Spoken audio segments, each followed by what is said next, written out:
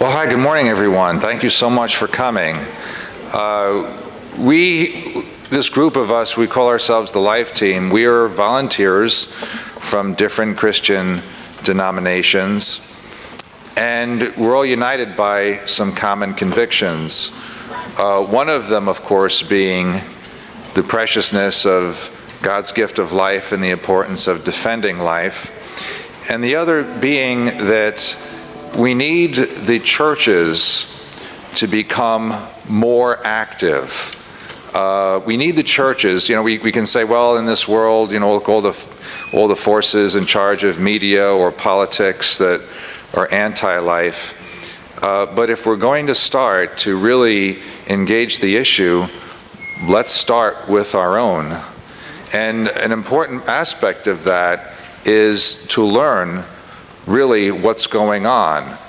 And there's so many people, they simply assume that they know all the different aspects of these situations from the sound bites they hear in the media. Nobody really delves any deeper than that. But I think that once you do, once you make the effort to really think and engage and learn, two things happen. Number one, you grow in confidence in your ability to speak to these issues, and you certainly grow in your sense of commitment and passion about it as well.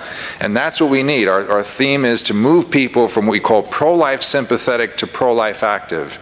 In other words, if there's people out there, they kind of somewhat sympathetic with the pro-life idea, but they're not quite sure what to do about it, we believe that if you really get to learn more, then you'll have that confidence to speak out and realize that you are doing God's work. So I hope you enjoy our lineup of speakers today. They've been chosen to address those issues that are considered to be the tough situations. How often might it happen? You're trying to speak on behalf of respect for human life, and someone says, well, what about rape? Well, what about the health of the mother? Well, what about a child with a serious physical deformity? And sometimes people feel like they have no answer to that. They don't know where to go. And what they don't realize is that there are thoughtful, caring people who have actually been engaged with these very situations and have been bringing their ethic of love for life and respect to life to all these situations. So there's ways to respond and ways that a person with a good heart and a good conscience and a good pro-life spirit can truly embrace and know that they are doing the right thing for their brothers and sisters. So we're just going to begin with a prayer, and then we have some guests here who are going to lead us in some praise and worship, and then we'll introduce our first speaker. Let us pray. Could I invite you to all please stand?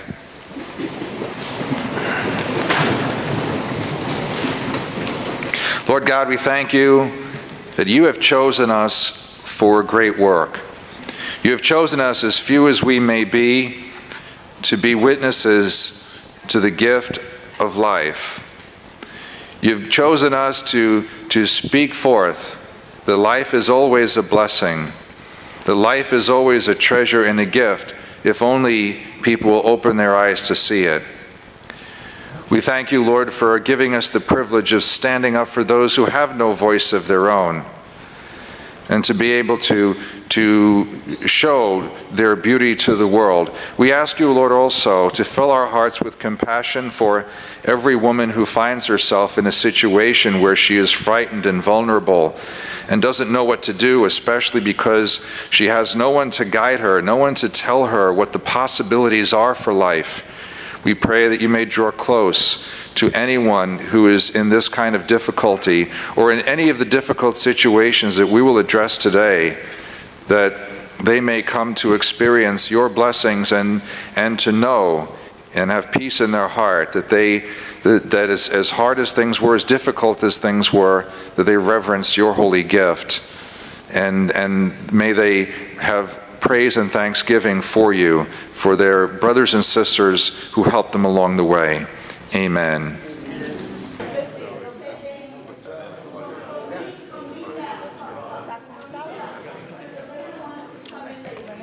First speaker will be Nurse Frances McCarthy. Nurse McCarthy has been a nurse for over 30 years. She received her Master's of Science from Columbia University as a psychiatric nurse practitioner. She's certified in neonatal intensive care nursing and perinatal loss care.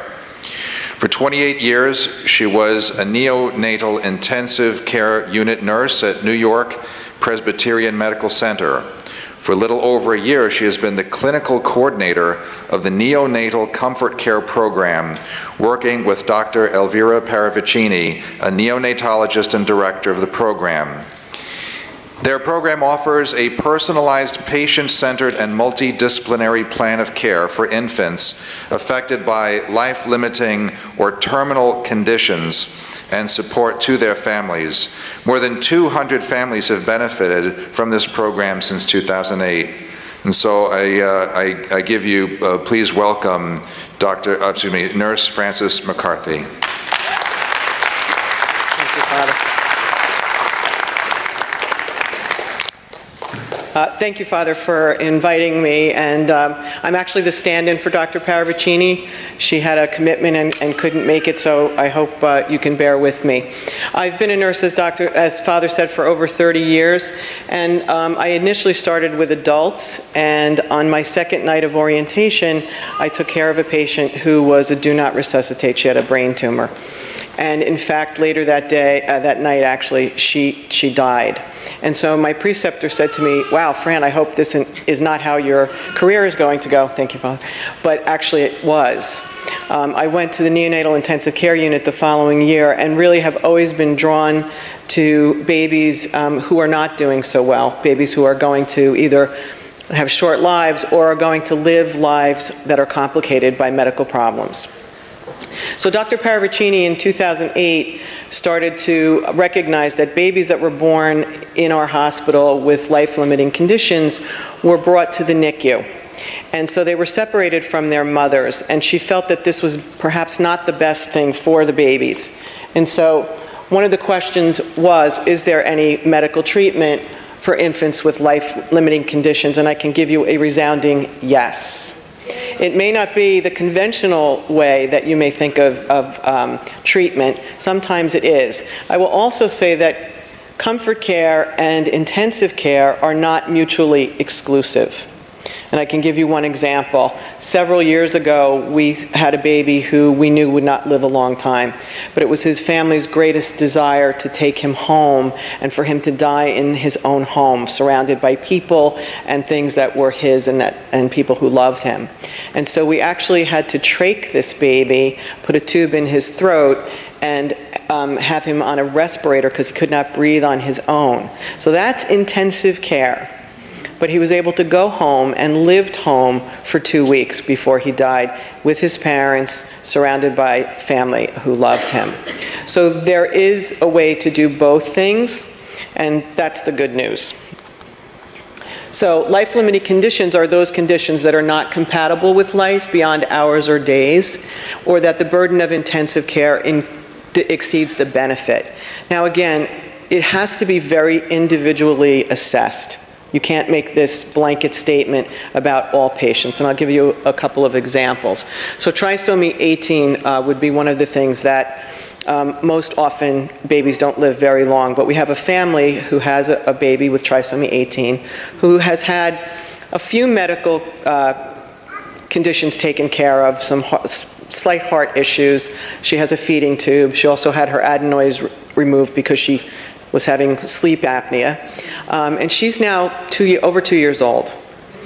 They know her life will not be as long perhaps as other babies and other children, but she's been to the Grand Cayman Islands and she's been to Disney World in California, and they just go. She's come to the hospital.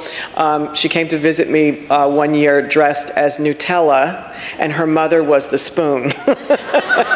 So they're an amazing couple.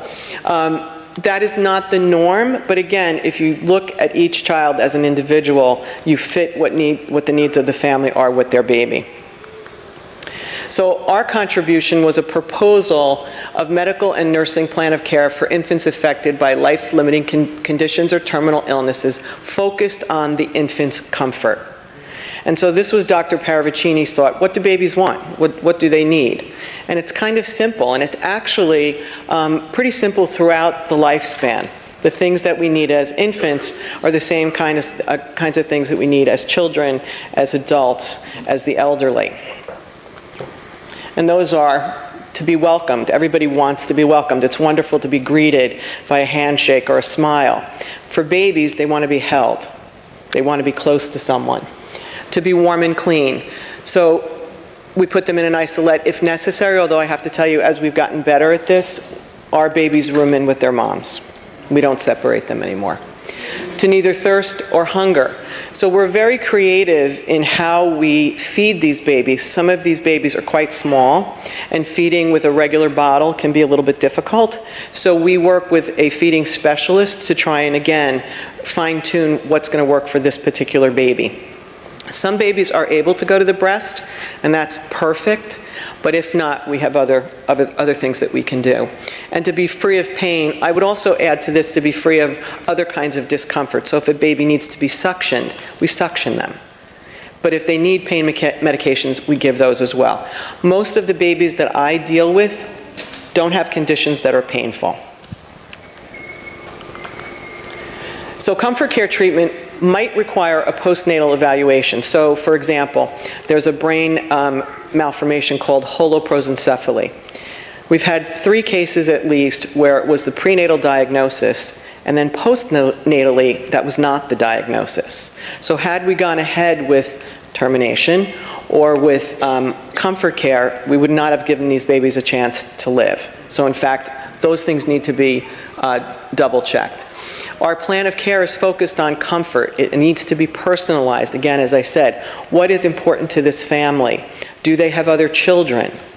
Are there grandparents involved? What is their support system?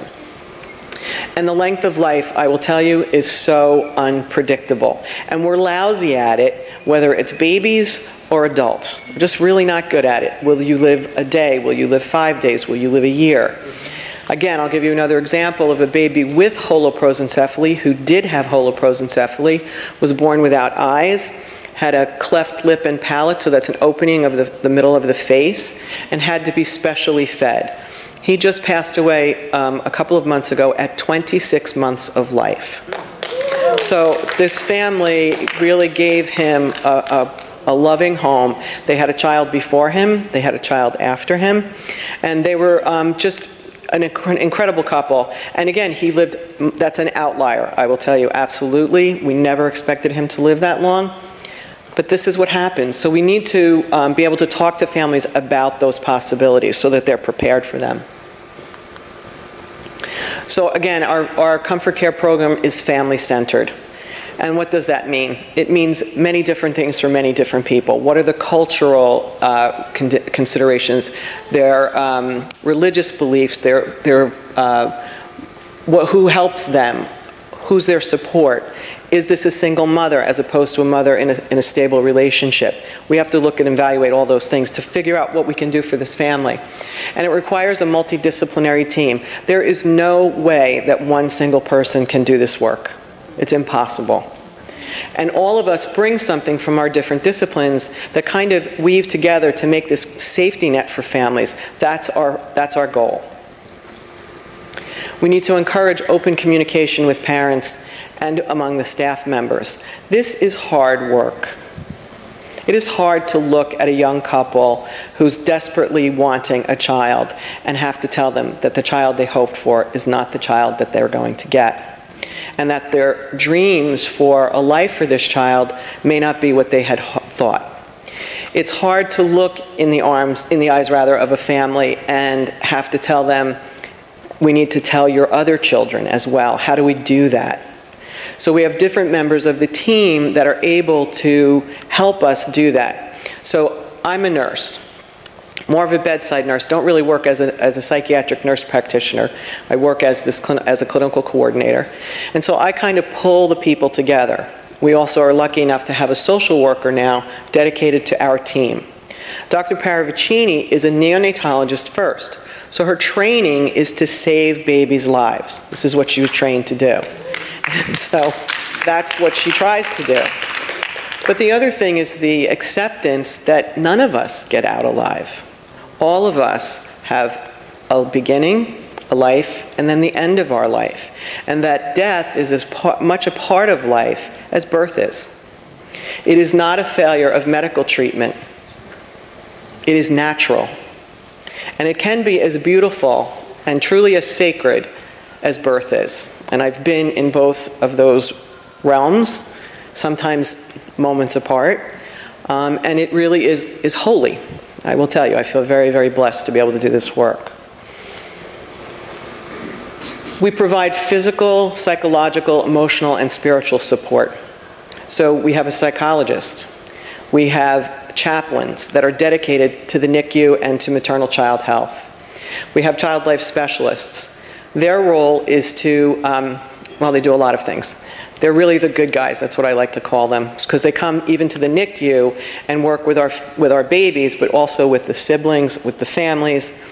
They help kids process tough things in their lives. So for siblings particularly, they're incredibly helpful to us.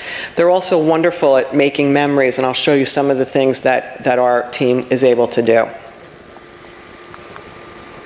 So when we have a prenatal consult, I can't tell you how many times we've had a family come in, and when we sit down, we say, welcome. And they look at you like, wow, okay, haven't heard those words in a while. And we say, congratulations. And that they have not heard.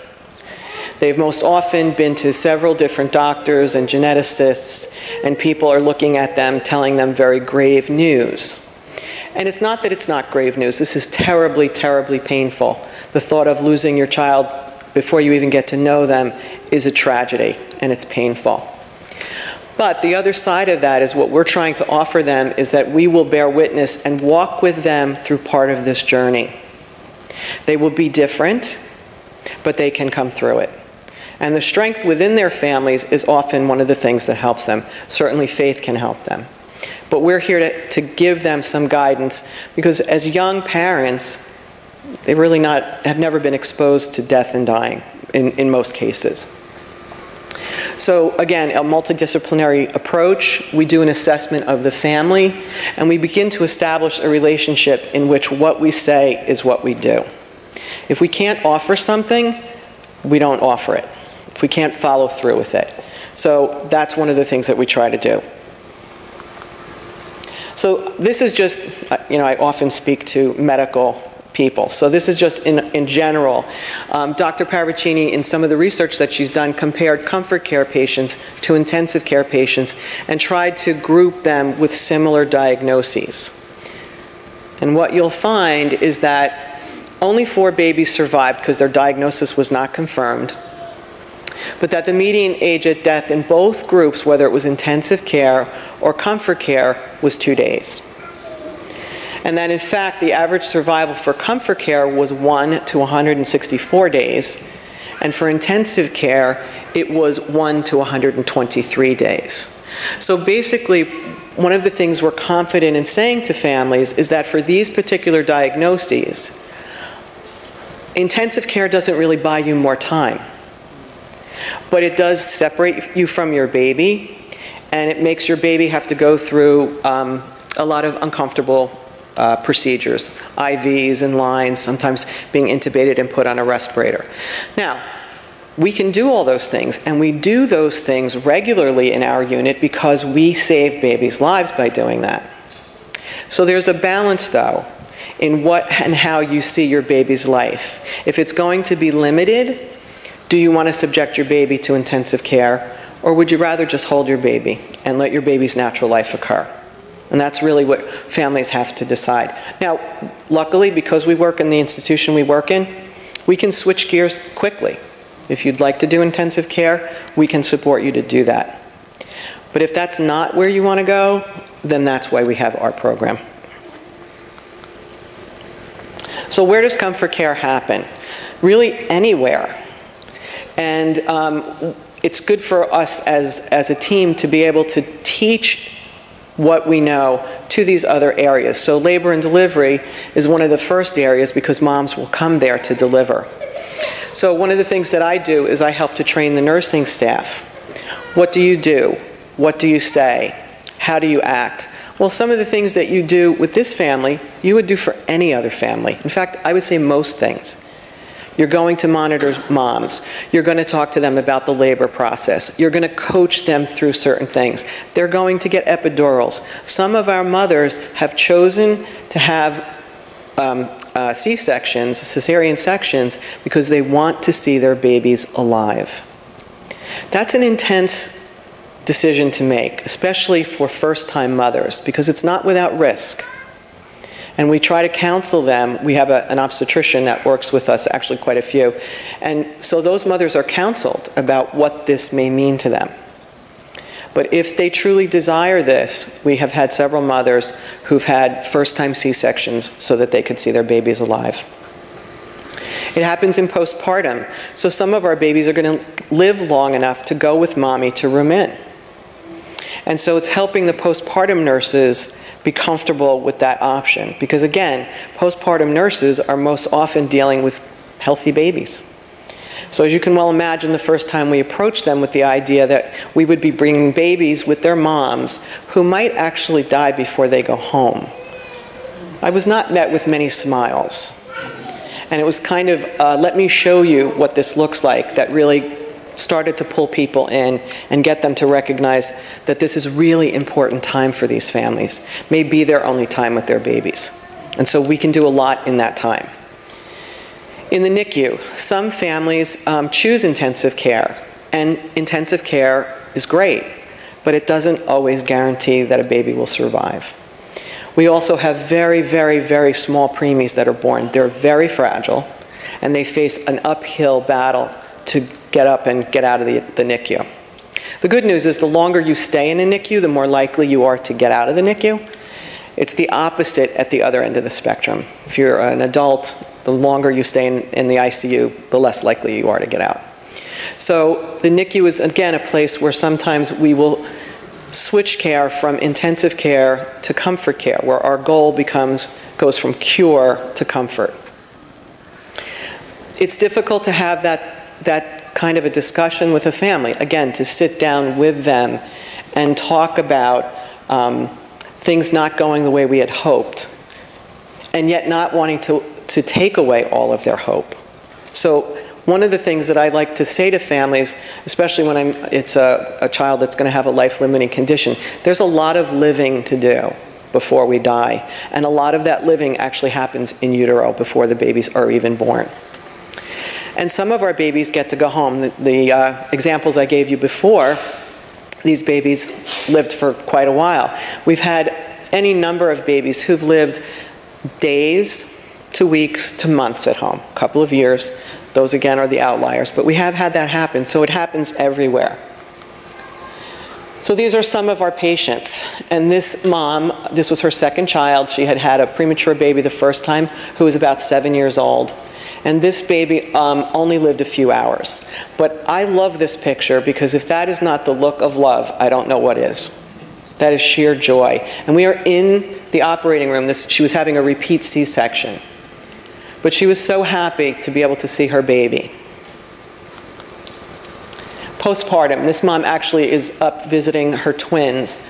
Actually, she had the one twin with her. One of these twins is perfectly healthy. The other twin has a heart problem that would not allow him to live a long time because they chose not to pursue surgery. They wanted him to have a natural life and not any pain. And so actually, the baby who's the healthier baby has the feeding tube. So he didn't know what he was supposed to do. They came out a little premature, so he needed a little help. His brother, even though he has the heart problem, he's the stronger of the two right there. This is their dad.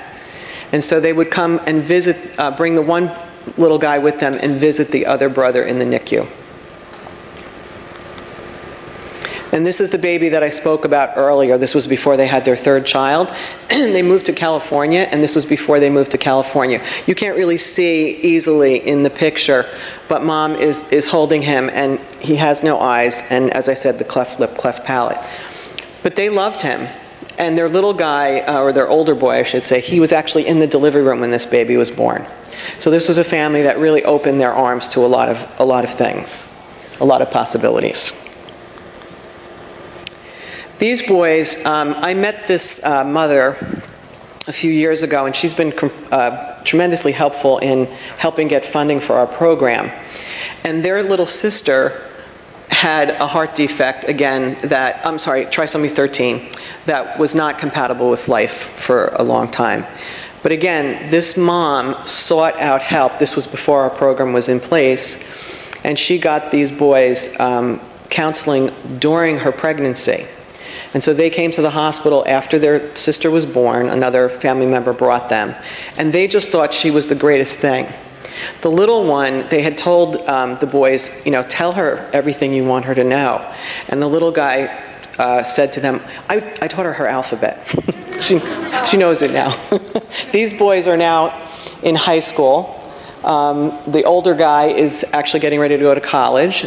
This little girl would have been 11 years old now. The family did go on to have another healthy little girl. And they are incredibly grateful for the help that they got. In fact, they helped to start a bereavement program in Westchester. Now I Lay Me Down to Sleep is one of the resources that we utilize to help families, and this is a volunteer organization, professional photographers who volunteer their time to take pictures of babies who have died or who are going to die. And their work is spectacular. This is that same family again, with both boys. It's kind of hard. The guy on the left is the one with the heart problem, but they don't look so different. And in their parents' eyes, of course, you know, they're just so precious. So Now I Lay Me Down to Sleep really provides an invaluable service. Because it's a volunteer organization, though, I cannot always guarantee that they will be available. Someone will be available. So we have a camera and we take pictures as well. Families, everybody's got a phone now, so everyone takes pictures. But it's nice if you can get a professional photographer to come in. It's really helpful. Now, this is a mold that our child life specialist makes. And if you can tell, it's the mother's finger in her baby's hand. And they make this with dental alginate, which is the stuff you use to get your teeth molds done when you're having dental work. So it gives an incredibly detailed view. And as you can well imagine, it's three-dimensional also. So mothers can rub their fingers over this, they can hold it, as well as just see, you know, a two-dimensional footprint or handprint. Not that those aren't great, we do those as well. But this lends another level, I think, to memory making.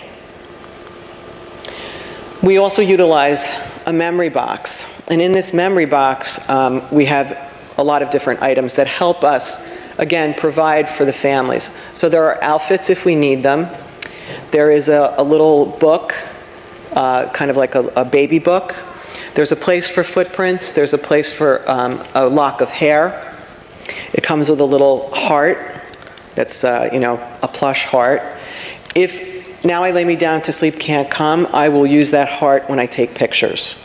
So we also have beautiful, they're called Moses baskets, that we also can put the babies in and take pictures. Again, the idea, this family not only loses this child, but they lose the dream of what this child meant to them. You know, when we are thinking about having kids, or when we do have kids, we're always thinking, who are they going to look like? Who are they going to act like? Maybe I'm going to have the next president of the United States. We have so many hopes for our children. And when a family loses a child, they lose that dream as well. And so the memory making is very important, particularly for newborns, because they haven't been able to do the things that older kids have. You know, you didn't get to go to their recitals or their ball games or watch them go to prom. These kids didn't get that opportunity. So memory making is really important. So I'm going to tell you about Charlie. Charlie was one of our families, one of our babies that came a few years ago. His mom was a physician, dad is a businessman, and she worked in a hospital where she planned to deliver. And so she went to see the NICU and asked about what kind of comfort care program they might have, whether or not she would be able to room in with her baby. And he basically said, you know, we don't really have anything that will meet your needs. I don't think we're going to be able to do what you're looking to do. And so actually the Sisters of Life she contacted them, and they were able to contact us, and that's how this family came to us. Limb-body wall complex is a very serious condition in which the body does not form correctly. So the limbs are usually abnormal, the rib cage is very small, the spine is curved to such an extent that a baby cannot breathe well. You know, we breathe because we have this lovely cage and these muscles that help us breathe in, and we have a diaphragm. In these babies, it is not correctly made, and so they cannot take nice, deep, full breaths. Because of this diagnosis and the mother understanding what the diagnosis meant, they chose comfort care. So they were going to do a repeat section, and Mom asked if the team would actually be in the OR, which we were more than happy to accommodate. And in fact, the other thing she asked us to was to keep an eye on her husband because he couldn't handle the sight of blood. So we had to kind of keep an eye on him. I don't do adults, I have to tell you. Babies are my thing. So I don't want anyone, no one can pass out today. So here we are, Mommy is meeting Charlie. I know it's kind of hard to say. Dr. Paravicini is looking toward us with the glasses, and it's our fellow that has now brought Charlie up to Mommy's face. So he is warm and wet and right up on her cheek. Because with a C-section, she's got one arm has an IV, the other arm has her blood pressure is being taken, so you're kind of strapped out. It's not ideal. So I like to bring those babies right up to Mom so they can feel them.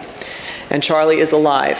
He's alive at this moment. This is Daddy in the white suit, and Mom's mom is in the other white suit, and he's getting to meet his son for the first time. So they have 2 little girls. So this is a big deal, as everyone can imagine. They asked us, Mom had said to us, once we've seen him, we'd like you to take him, we have what we call a transitional nursery. And so it's a triage and stabilization room in the suite where we do C-sections, excuse me. And they asked if we would take him in there, clean him up, and dress him. They brought clothes, they had a beautiful blanket for him, and we said, sure. So on the right is Dr. Paravicini again, and one of our fellows, who's a big help to us, and now is up in Boston as an attending. And I'm on the left-hand side doing a little hairdo.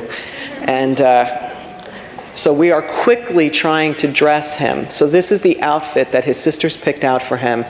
And this beautiful blanket not only has his name, but there are quotes of the Bible all around the whole thing. It was beautiful.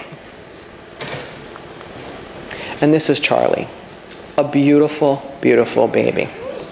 I don't know if you can tell, his color is a little off. And that's part of, he cannot take a nice deep breath, but he is not in any pain, and he's not struggling to breathe. He's calm and he's comfortable. And these are his sisters. Now, let me just tell you a little bit about this picture. The day that he was born was kind of overcast. And, excuse me, right before we left the TN, I checked to make sure he had a heart rate. And when I came to the door of the delivery room, so Mom's in the OR, she's still being worked on, and the rest of the family is in one of our labor delivery recovery rooms. So it's a big room, and the window faces down the Hudson River. We're up at 168th Street. So it was overcast, and when I came to the door and I said, okay, who wants to hold Charlie first? The little one.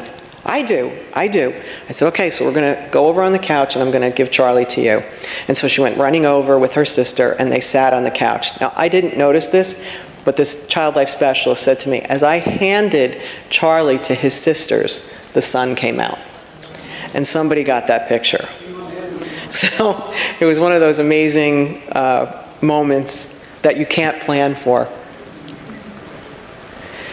The other thing I loved about this family was, please don't tell anyone we had lit candles in the hospital. That's a no-no. But they thought of this. Now, Mom's a psychiatrist, so she kind of thought a few things through. And so this is his birthday. And so they celebrated his birthday and sang to him. Charlie's in his mother's arms. He has died already. So his life was short. And his mother really, God love her, she really was a trooper, because I know she was not feeling well. She had a lot of complications in the OR. It took them a while to get her out of that room. And that's her sister, who's with the girls. But this is what it's about. It's the celebration of this life, not of the death. It's another kind of celebration, but this was about Charlie's life.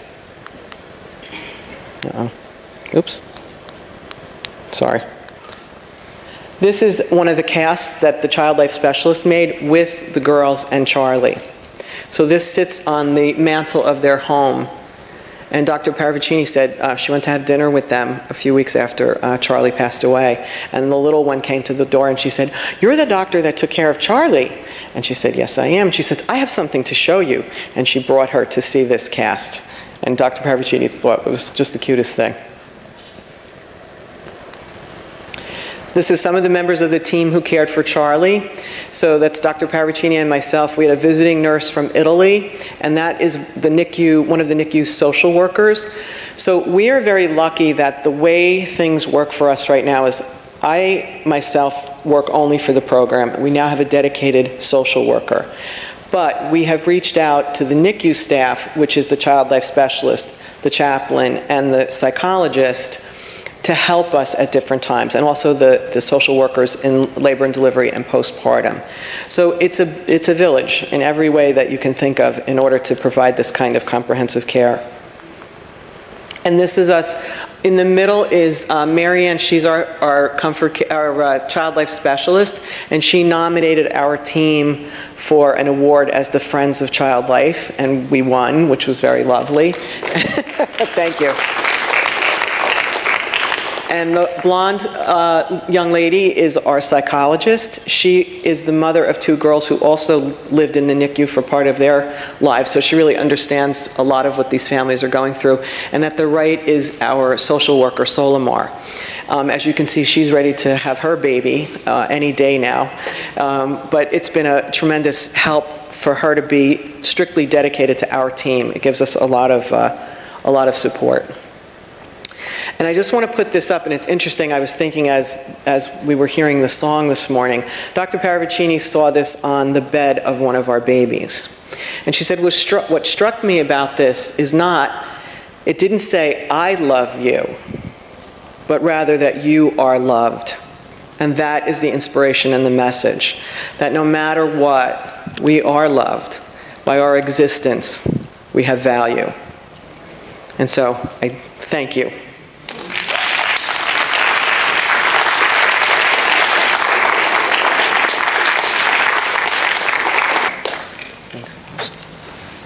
Thank you so much. Nurse McCarthy will be with us later for the panel, where you will have an opportunity to ask questions of all of our speakers. I'm now going to turn it on to Sister Pearl Corbin to introduce our next speaker. Thank you so much. Wow. I'm very moved. What a difference that what you shared with us makes in this world today. How many of you moved? Really? How many of you even knew that this was going on? How many of you did not know? Let me see. Okay, so this is why we invite you to come to our symposiums, our seminars, because one of our desires is to learn. We're all learning, we're being informed, we're being educated. But we just want to bless you, Miss McCarthy. And I hope you're feeling better. But what tremendous. Thank you so much for all the work. Yeah, let's clap again. I mean, may God bless you out of Zion. Wow. Tremendous. Thank you. Thank you for being a light in this world and making such a marked difference in not only that family's lives and the other lives that you touch, but by us knowing what you're doing, you're touching us as well. So thank you. God bless you. Amen. Let's do it again. Come on. Amen. We're so happy to be in Cardinal Spellman High School this Saturday. Cardinal Spellman, go, Spellman. I'm Pearl Corbin. I'm part of the Life team. I just want to say that one of our key people that you see is not here today is Chaplain Viviana Hernandez. And she's not here because she's feeling so poorly. But her heart is with us. She wants to be here. So let's just keep her in our prayers. Amen. I want to introduce a wonderful couple, a couple that loves the Lord, a couple that we love, and that is Daniela and John Zaccaro from New Life Christian Center. We're so happy to have you with us today. And what's your son's name? Judah. And Judah. We're so happy to have Judah. Send Judah first. Judah means praise. Amen. And this is a wonderful couple that they want to share with you, and we've invited them to share with you a tremendous testimony. And it's because of their love for God, their love for their little girl, Lila Hope. And I know you're going to be tremendously inspired. Are we ready? Okay. She's just going to say a word, and then we're going to show a film. Thank you. Good morning, everyone. I am Daniela Zaccaro, my husband John Zaccaro, my baby Judah Zaccaro. And I want to just give thanks to the New York Life team and everyone else who came out, our families, our friends. And this is definitely a story that that's very dear to us. Everything that she spoke of, we were that young couple. So this was a video that our pastor Carlos made for us for her memorial service. So we just want to share that story, and then we'll speak a little more of all the details that weren't in the video. And man, I hope you enjoy.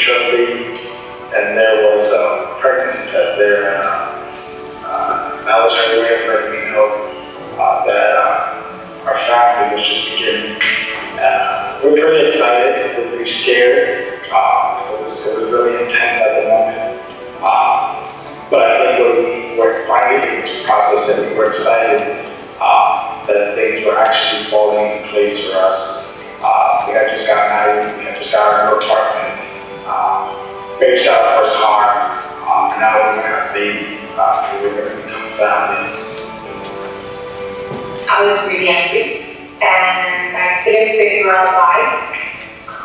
But like life was changing, and I had no control over it.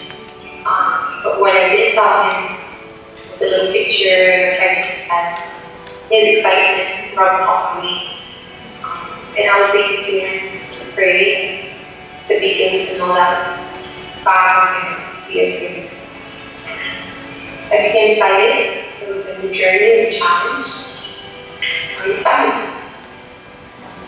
was shortly actually the next day after my birthday where we were scheduled to go to the sonogram. We were recommended to a high-risk doctor because they began to see some things that were going on during the sonogram and wanted to get some clarity on what they were seeing. And it was in that moment where we were notified that there were going to be some complications, and there were some things that they were seeing that wasn't really going on with the baby. When the doctor told us she saw something in the brain and suggested that we go see a high-risk doctor, it became almost like a dream. And I couldn't believe what was happening. And I kept thinking to myself, is my baby really sick? Is this just a lie? Is this a test, God? And it passed with an A and a B. But I remember it hit me when we got home, and John began to cry. I started shaking. I was super scared, afraid of what was to come. I mean, how do you imagine your baby coming out sick when every other baby I've ever seen is quote unquote normal? It's just a very scary experience. So shortly after that, they were doing sonogram. We went to the office and talked with the doctor, and she was going to tell us some of the things she was seeing. She mentioned she was seeing that there was some fluid in the brain that was alarming out that what should have only been there. And she started to show us how long the baby should have been, and her limbs, and I mean there was just a series of things that she said were going on. And at that point, she led herself to pretty much telling us that there was pretty much an option for us at that moment. And based on what she saw at that point, most couples. Most people decide to terminate their pregnancy and just start all over again in hopes for what, again, was considered a normal baby. And doctors explained to us that, the best case scenario for our child was going to be that, that she was born, but that she will not have any functions that normal babies have. They said she wasn't going to suck and swallow. They said she was not going to be able to recognize her patterns. She wasn't going to see. They said that she wouldn't have, any type of motor skills to, look around and notice what she hears and what she sees. She wouldn't look back and forth. That was sort of the best case scenario. But what they did say was that there was a very, very high chance, and they were almost close to certain that they felt that she wasn't really going to make it out of Danielle's womb, Danielle gave birth, that she was pretty much going to be born dead, that she wasn't going to make it, that she wouldn't be compatible with life, as they would call it.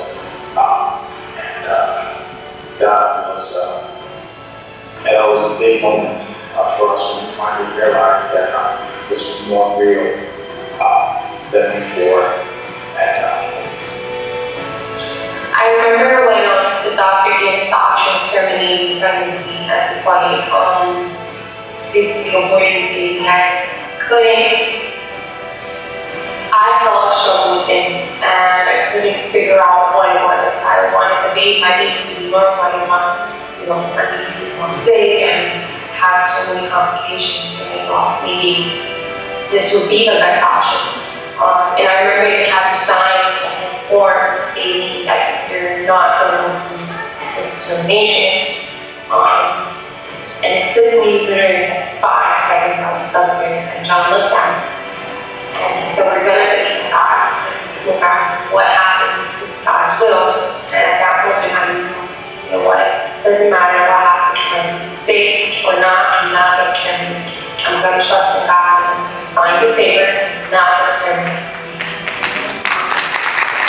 I remember when she was born,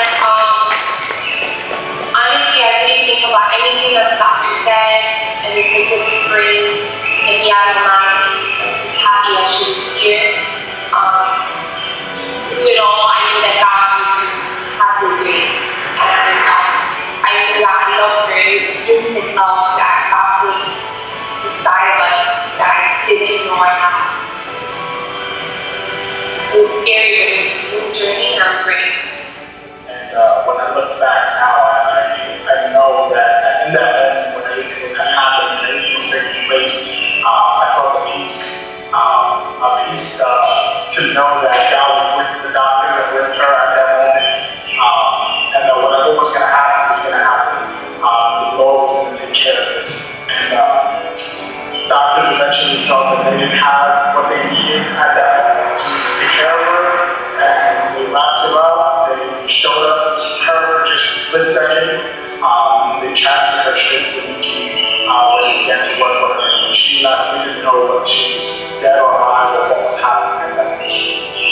So I remember when they told us our baby was staying in the baby, and they didn't even have time to take us to when she was coming home.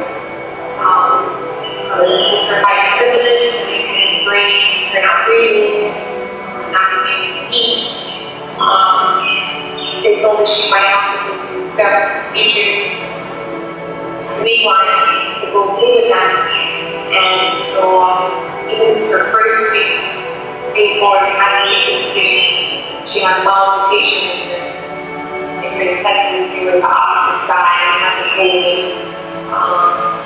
remove her appendix, make sure her intestines were the right side, and place a tube inside her stomach so she can eat that. It was scary. It was really scary. To be honest, no words or anyone's sympathy, nothing that anyone said were able to help us and give me peace as a mom, knowing that every time I left, my daughter was still there. Layla home was a fight. Through it all, she went through 4 surgeries, 4 hard procedures. I've only had 1, and she endured it all. She was strong. She was able to see us, she heard us. He was saying to her, she would stay calm. We were walking, she started around us. She knew us. I knew she loved us. She was beautiful. She brought joy. I just remember just going to her and just seemed perfect. She pretty much exceeded everything. Right. The doctor said She's alive. She sucked on a bubble, on a pacifier. Put that pacifier in her mouth, be prepared to stand there for a very long time. She wasn't going to let go. She brought joy to our family. She brought a new hope and a new faith in God to our family.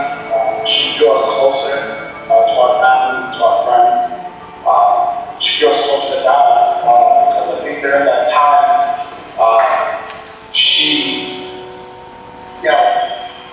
we believed and we never prayed as much as we prayed. We never had done, that as much as we did until she came into our lives. And every single day was an opportunity to draw closer to God and to draw closer to her. It was a Saturday, July 26th, and it's 4 a.m. in the morning. We had gotten a phone call. And I knew when I heard the phone ring, I didn't really have to look at the caller ID to know that it was Nikki giving us a call. And when I picked up the phone, I could already sense the tone, the doctor's voice telling us that Layla was not having a very good night. She had not been doing good a few days before that. But they pretty much had said that she was not doing good the whole night, and they felt that they needed us to come in and their very words was that we don't think that she's going to last the next 24 hours. And so we hung up the phone, and at that moment, Danielle was very upset. She began to cry, and I think right at that moment, we kind of knew what we were going to face when we got to the hospital. And she wasn't being very good. The nurse right away said, "No, you should hold her," and we should spend time with her. And Danielle held her for a couple of minutes. And just a few minutes.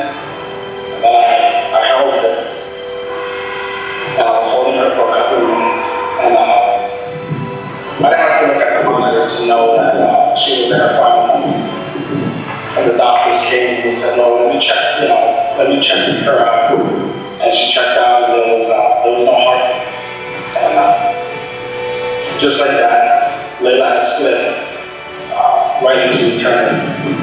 And I can't explain how I felt. I felt like I lost, but at that moment I also felt like I had peace. And a peace that overwhelmed me at the time, to understand what just happened and to accept what just happened. You pray so hard and you never think that something like this is going to happen, even after all the time you spent there. But it did, and we knew at that moment that God was just doing the very thing that we had prayed for. And He was healing Layla.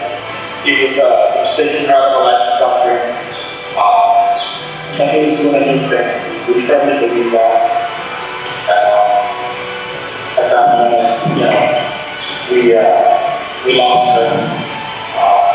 But we gained something new. And when she went, I felt incomplete. I still feel incomplete. But I knew that this was God's will. I knew that God healed her completely, and that she's dancing and singing and smiling in heaven, and that He took her with her, and she's complete. Through it all, I knew that God would be glorified. I knew that the strength that we have, that everyone sees, even though I don't see it, is God. I can't do anything without Him. I wouldn't be a mom to work with Him. I wouldn't be a wife.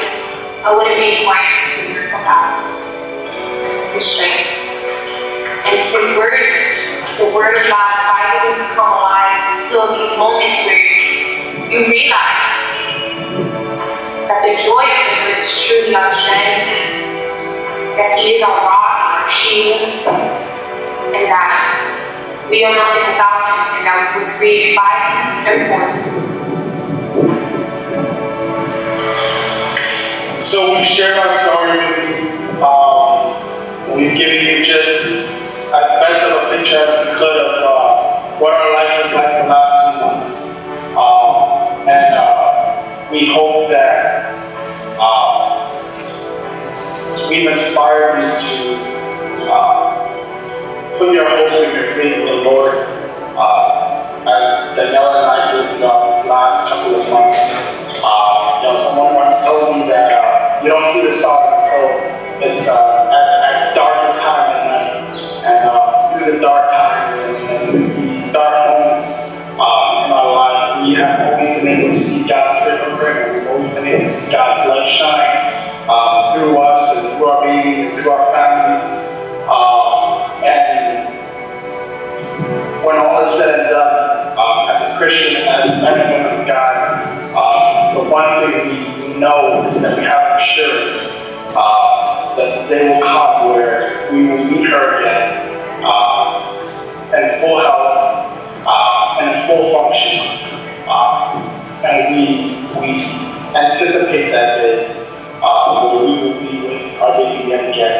And we anticipate all that God is going to do throughout this time in our life. We know that there's a purpose for the pain that we are going through now, but we know that God's fingerprints on our life, and we just want to encourage everyone to keep hope alive in whatever circumstance of life that you're going through, whatever storm you're going through, whatever dark moment in time you are going through. Continue to keep hope alive, hope and trust that Jesus is in your midst, and He has the best in mind for you, even when you can't feel it. And so, God bless you.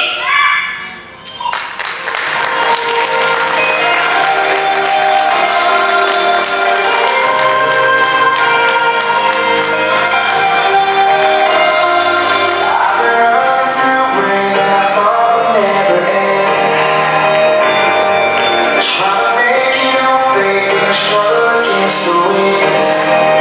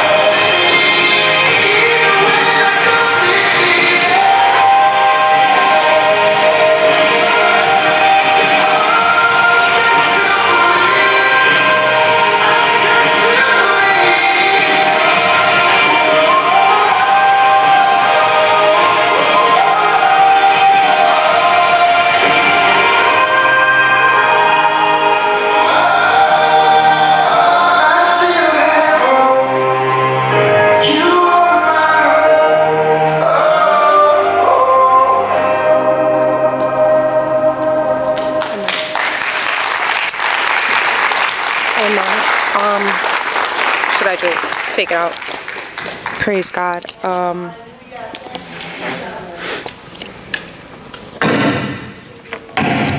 Amen. Thank you so much. Once again, to the New York Life team, to the doctors who are here with us, our family and our friends. As you saw in the video, it's been a long journey. See, growing up, I was always taught, my sisters and I, we live in New York, we see all different kinds of people, from the smallest to the tallest to the biggest, to those who have and to those who don't have. We all matter. So I'll go back to the day I remember where it hit me personally. See, God blessed me with a wonderful man to be by my side through this all, you know, being a first-time mom. And he was there for every single visit. There was just one time that he wasn't there. And it was no fault of his own. And I remember the doctor, it was a sonogram, and the doctor saw that Layla Hope was getting worse. And no matter what they told me, I knew that the quality of life that she did or didn't have, baby Judah, her little brother, I knew that her life mattered. For whatever reason, God gave us a sick baby. I knew that it mattered. And the doctor went on to say that with all the complications, the liquid in the brain, her club feet, her being smaller than she should have, on top of that, the umbilical cord was tied up and no nutrients were going to her. And he told me, she's not going to live. If you make it past this month, it would be a miracle. And I held strong by myself. The nurse gave me a minute, and I walked out, and I began to cry because I knew that God was going to give us a miracle. And I called my husband, and I called my closest friend, Lisette, and I just couldn't figure out what to do at that moment. And she told me, you do what you think is best as a mom. And that's exactly what we did. And May 8th, she was born. 2 months later, she passed away. And I don't stand here to tell you that the doctors were wrong, because they were right. And they were there for us every step of the way. And honestly, if it weren't for the doctors that we had, I don't know what John and I would be in those 2 months. But I know that regardless, God was there with us. God was every step of the way. He was there. Every moment that we saw her, I felt like I was in a breakdown, and I said, John, we need to pray. And he said, okay, let's pray. Every single day. And so we stand here, and I stand here just to share the toughest time in our lives, to let you know that although you go through it and you don't see the light at the end of the tunnel, with God, you can see that light. And it is only through him that we stand here. And I hope that I don't offend you, but we chose life because her life mattered. And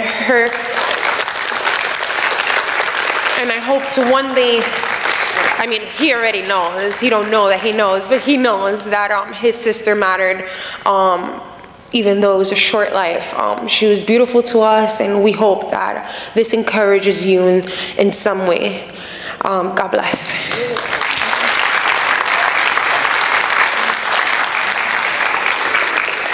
She usually tends to steal all the thunder before I even get to touch the microphone.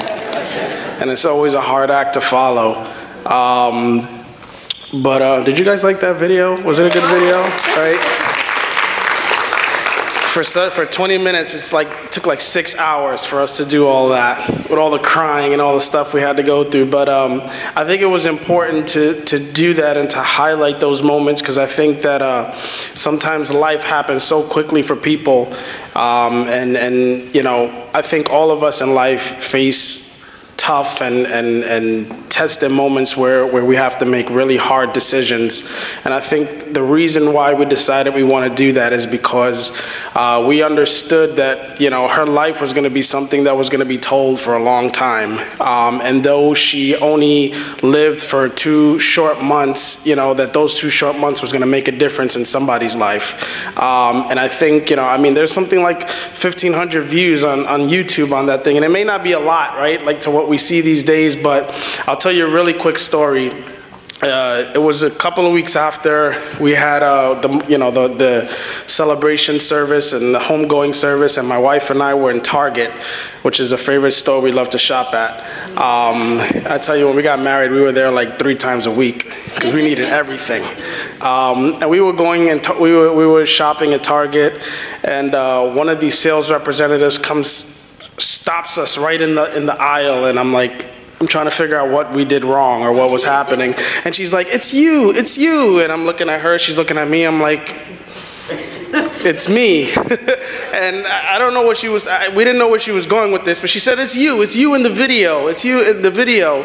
And she was talking about the video that she had saw, I guess someone shared it through Facebook. And she just began to pour out her life right there in the middle of the food aisle. And I mean, she was crying, my wife was crying. I said, what's happening here? We're in the middle of Target, you know? And she just began to pour out her life and what was happening, you know, in her life at that moment, and some of the struggles she was dealing with, and some of the tough decisions she had, you know, to come, you know, that were coming her way at that moment. And, you know, just in the short and conclusion to that conversation we had, she said, you know, it wasn't until I saw that video, and it wasn't until I saw the trust and the faith that you put in God and the decisions you had to make that, you know, I just want to tell you that I decided to go back to church, and I decided that I was going to serve God again, and I was going to put my trust and put my faith in God and not in my circumstance. And you know, after about half an hour, you know, I said, you know, I hope you know, she was on her lunch break or something at that time. But, you know, we kept shopping, and I'm going through the aisle, and I just start to weep. I just start to cry. And my wife turns to me, and she says, what's wrong? And I said, you know, this is why. And I said, this is the moment, and this is exactly why her life was meant to be lived the way it was. This is exactly what God intended. And less that we know, you know, least that we know at that moment, you know, that all, you know, to me at that moment, I felt that all the blood, all the sweat, the tears, all the sleepless nights, you know, all the trials, even if for that one girl that decided that she was going to turn her life around, if just for that one girl, this all mattered. And I really stand and I give God all the glory. I give him all the honor, because if it wasn't for him, you know, we definitely wouldn't have been able to go through it. And, you know, my wife and I were just about a year into marriage. We stand before you, may look a little older, but we're only 27 years old. And, you know, it's only through the grace of God and only through his favor that we're able to stand here and talk to you today. And, you know, I think that just one thing, and I'll cut it short here, is that I want to encourage every man that's in this house, you know, because I know that sometimes it's really hard as a man to make these decisions. And when we come before tough decisions, we usually put our machismo in the way, you know, and we put on this face and this mask. And for me, man, it was really hard to make some of those decisions when you have to. But I just want to encourage every man in this house really to stand firm in your faith in God. Stand firm in the calling that God is giving you. And when God has confronted you with a task, you know, don't think about how you would look to the people depending on the decision that you make, but look and first ask God, you know, how would I look before God in the decision that I'm about to make, and really make a decision of faith and stand firm in your convictions, because these days a lot of people would try to tell men that you're soft and that you're weak, you know, when you make a decision that's against what the world would like to tell you, you know, and it's rough, but I really want to encourage all you men and all you ladies to stand firm in your faith, and don't let anyone ever tell you different when you know that God is giving you a conviction to do the right thing. Amen? Thank you.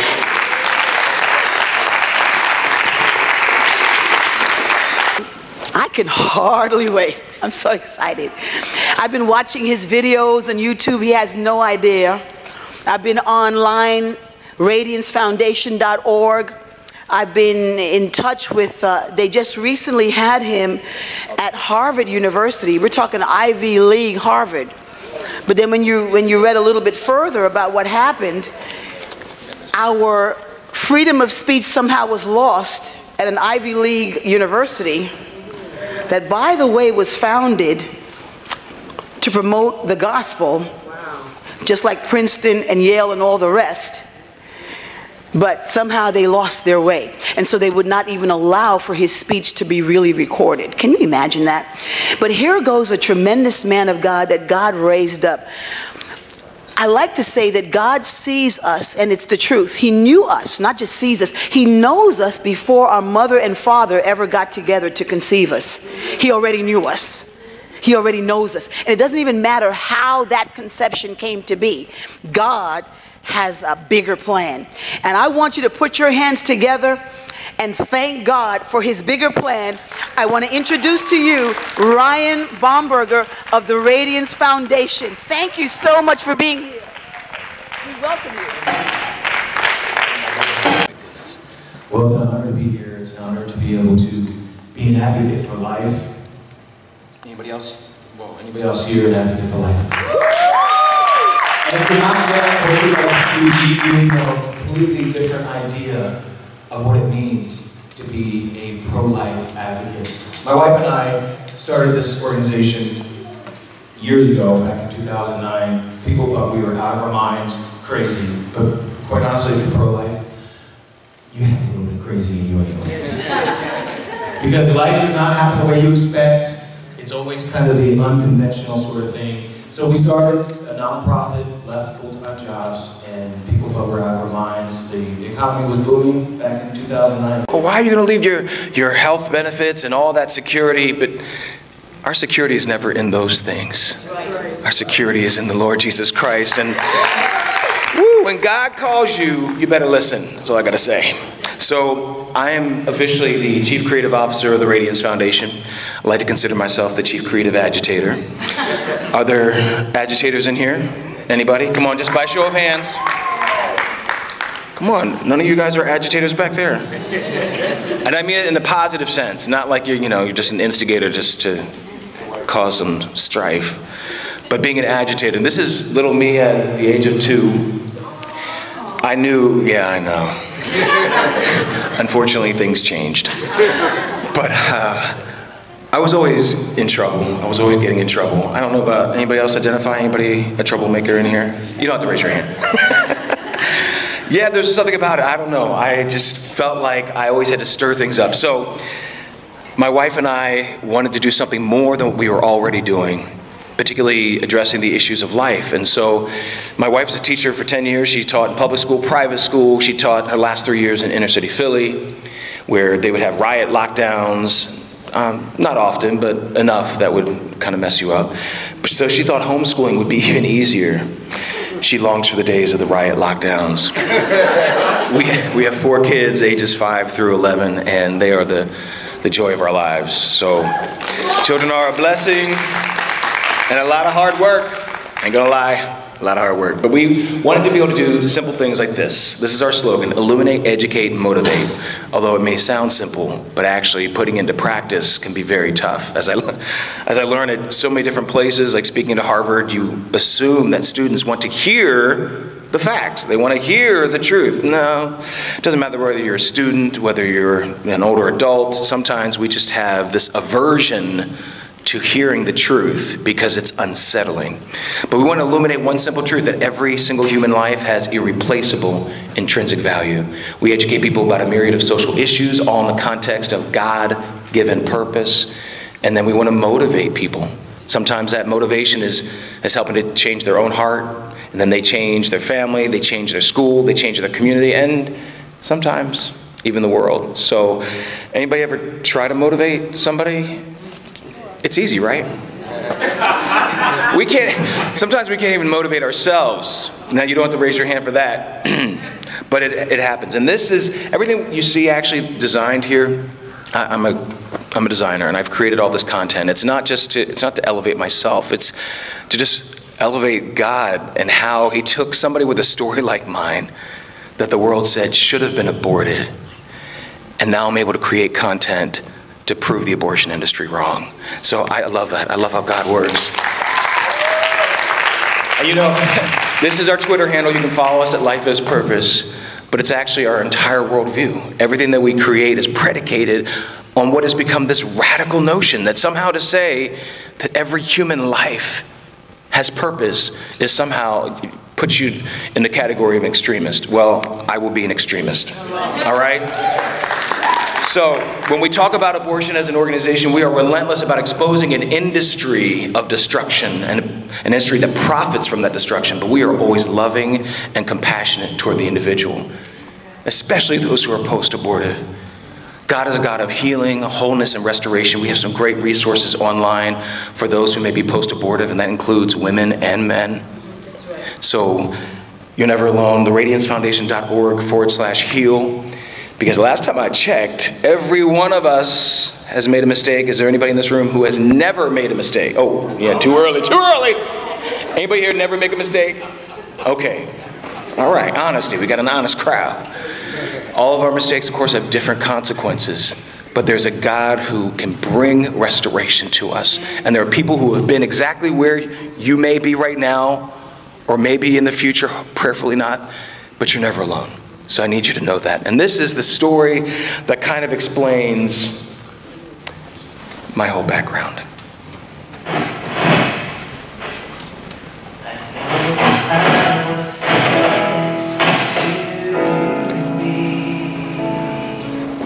This life was meant for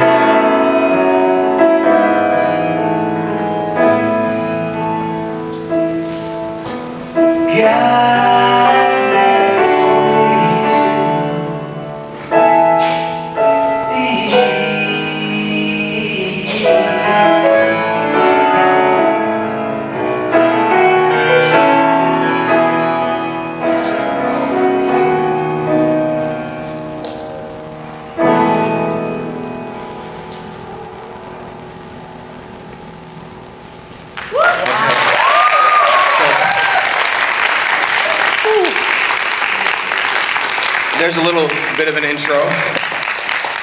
Still dealing with being wrecked. When I hear the phrase incompatible with life, you know what's incompatible with life? Giving up. That's incompatible with life. So I want to talk to you about the hard cases, sometimes called the hard cases, but I prefer this title. In fact, I've written an article about this. You can go to radiance.life and you can see all the content that we create and this particular article. When it comes to the issue of rape, I'm the 1% that is used 100% of the time to justify abortion. Always. No matter, especially during election time, because it's always a great fear tactic to talk about rape. And so a lot of times people don't understand, well, what does this mean? What is it by the numbers? Not that the numbers even change. Even if it was just one, it still matters.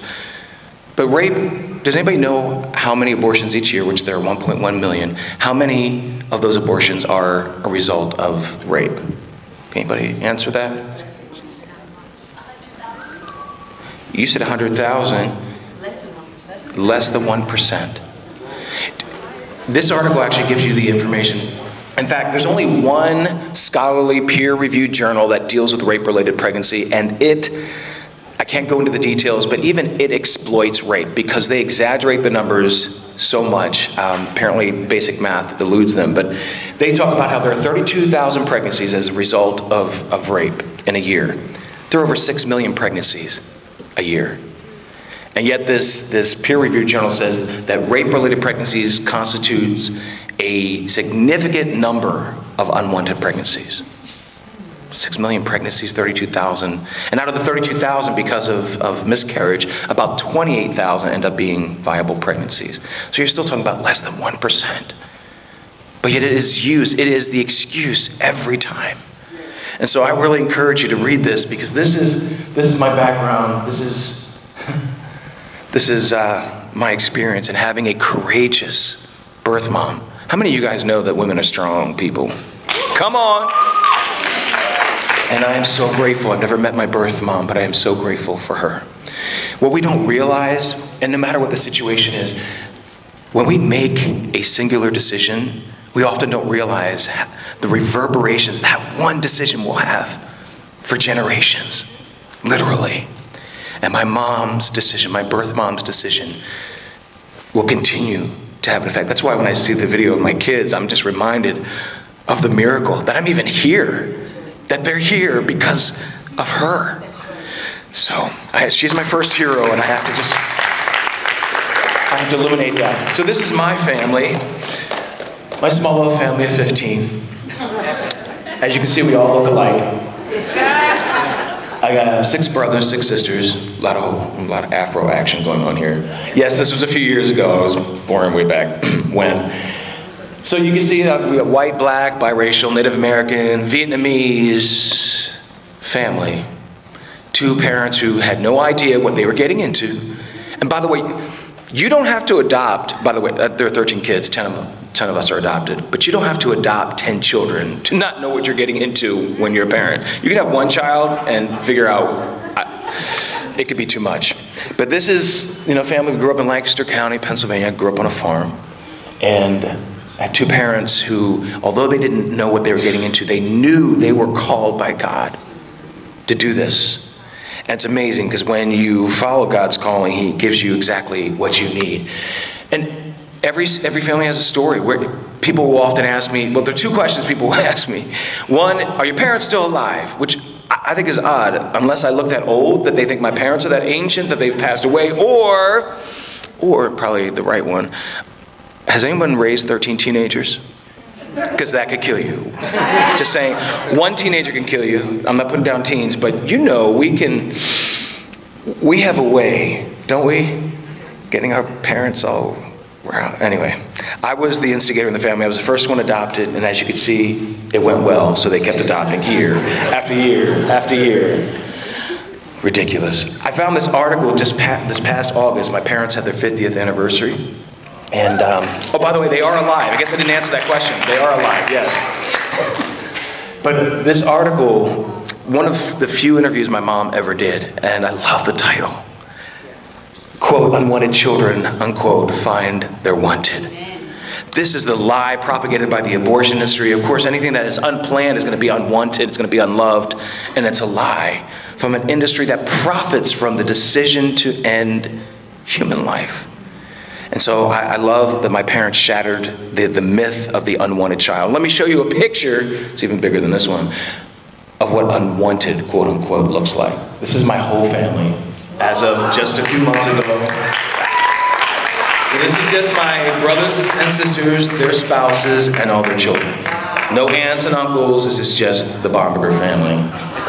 So, not the Duggars, the Bombergers, just saying. So, this is what happens when 2 people decide that they're not going to listen to the expectations of the world. They're going to defy them and just love the mess out of their kids. And many of my siblings have become adoptive parents as well. I am, out of my 4 kiddos, 2 of them are adopted. Carrying on this legacy of love is awesome. And then, you know, there are siblings of mine, all of us have differing abilities. I mean, some of us were adopted as babies, some adopted as teens out of foster care, some adopted with physical disabilities or differing abilities. All of us had special needs. In fact, every one of you in here has special need, and that's to love and be loved. And that's exactly what happened in our family. And my parents shattered this myth that unintended equals unwanted equals unloved. This is the entire DNA of the abortion industry. So when I think of adoption in our family, adoption is the essence of salvation, people. There is no salvation without adoption. So for Christians, adoption shouldn't be second nature, it should be first nature. There is no salvation without adoption. And I love that adoption unleashes purpose. So when I think of the antithesis to that, I think of how abortion crushes purpose. So one of the initiatives we launched was Adopted and Loved. And this is just, you can get this fact sheet out there. I have a whole bunch of free postcards, educational infographics, and stickers out there at the table. But one of the initiatives that we launched was Adopted and Loved. Dispelling the myth that somehow the majority of adoptions are these horrific situations. The majority of adoptions are very positive and beautiful situations. You would never know from mainstream media, because we all know mainstream media tells us the truth, right? By show of hands, how many of you trust mainstream media? Exactly. And it's a shame, because they're the ones who are, you know, pumping out all of this misinformation, not just about abortion, but about adoption. In fact, I want to talk to you about the leading misinformer when it comes to the issue of abortion, and particularly adoption. This is Planned Parenthood, or AKA Planned Propaganda, because that's all it is. They're a billion-dollar organization, people, and they're going to keep that revenue stream going, and they will say whatever they need to say, do whatever they need to do. And so let me show you, this is what they have to say about adoption. This is a pro-choice organization, by the way. So this is what they say. They say the psychological responses to abortion are far less serious than those experienced by women bringing their unwanted pregnancy to term and relinquishing the child for adoption. Is it any wonder they abort 160 human lives for every one adoption referral? This is who and what they are. In fact, their slogan is care no matter what. If any of you've seen their relatively new slogan, I like to think of it as scare no matter what. This is exactly what they do all the time, especially around election time. Last election, I like this in particular. They said if Romney is allowed to get rid of Planned Parenthood, millions of women, including black women, will have nowhere to turn for basic health care. Newsflash, Planned Parenthood does not provide basic health care. They are not a primary health care provider. They provide limited reproductive, what is called reproductive health care, and abortion isn't health care at all. They want to set themselves up as the source, the health care source for the poor, of women, and in particular the black community, and increasingly in Hispanic communities. But you know what? This is, they're not the savior of any of those things. We already have a savior. And he came to give life, not to take it away. So don't be fooled. And just so you understand, when it comes to basic health care, because Planned Parenthood has been claiming this in news articles that they are a leading provider of general health care. You can get more health care at a CVS Minute Clinic than you can at a Planned Parenthood. This is how much Planned Parenthood provides on the left side. There are 3, 4, 5, 6, 7, 8, 9 things that they provide under general health care. So I know that you frequently need to have your thyroid screened, or have a tetanus vaccine, or, you know, diabetes screening, but those are limited. Then on the right side are all the things at CVS Minute Clinic, which does not get $500 million in taxpayer money each year. But this is what CVS Minute Clinic provides. You can't even cut your finger and go to Planned Parenthood and have it treated. But they will tell you whatever they think they need to make sure that you think that they're the only resource. In fact, they're always talking about being the savior of the poor. They have stolen over $120 million from Medicaid by filing false claims saying that this particular, you know, let's say Lisa went to Planned Parenthood and we gave all these services, or Lisette went to Planned Parenthood and we did all these services. They filed these false claims saying that we did this, this, and this, and they didn't do any of it. $120 million in fraud. In fact, in the state of Texas, they had to pay back $4.3 million. That was just one of many, many cases. So how are you going to be an advocate for the poor and stealing from the one fund, Medicaid, that provides for the poor? But you didn't see mainstream media criticizing Planned Parenthood. In fact, the Center for Medicaid Services just sent a notice out to all 50 states warning them not to defund Planned Parenthood. Why are they protecting an organization that has stolen from them? This is who and what Planned Parenthood is. And did anybody in here see those Center for Medical Progress videos or hear about the Center for Medical Progress videos about Planned Parenthood? I'd encourage young people, go to centerformedicalprogress.org. This is excellent undercover journalism. But when these videos were released, do you remember mainstream media doing any kind of investigative journalism themselves? No.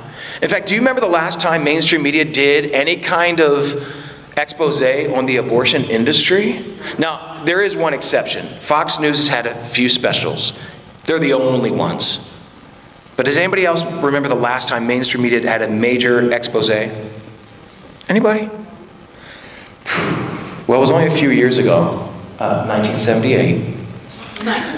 The Abortion Profiteers. Google The Abortion Profiteers. It's a 15-part series. It is unbelievable. It's what journalism should be doing all the time. The last time mainstream media did an expose. So I'd encourage you to check that out, because when it comes to abortion, that's what Planned Parenthood is all about. And like I said, they will use every excuse, they will use every tactic, they will exploit an already horrific situation like rape to use it to promote their main service, which is abortion.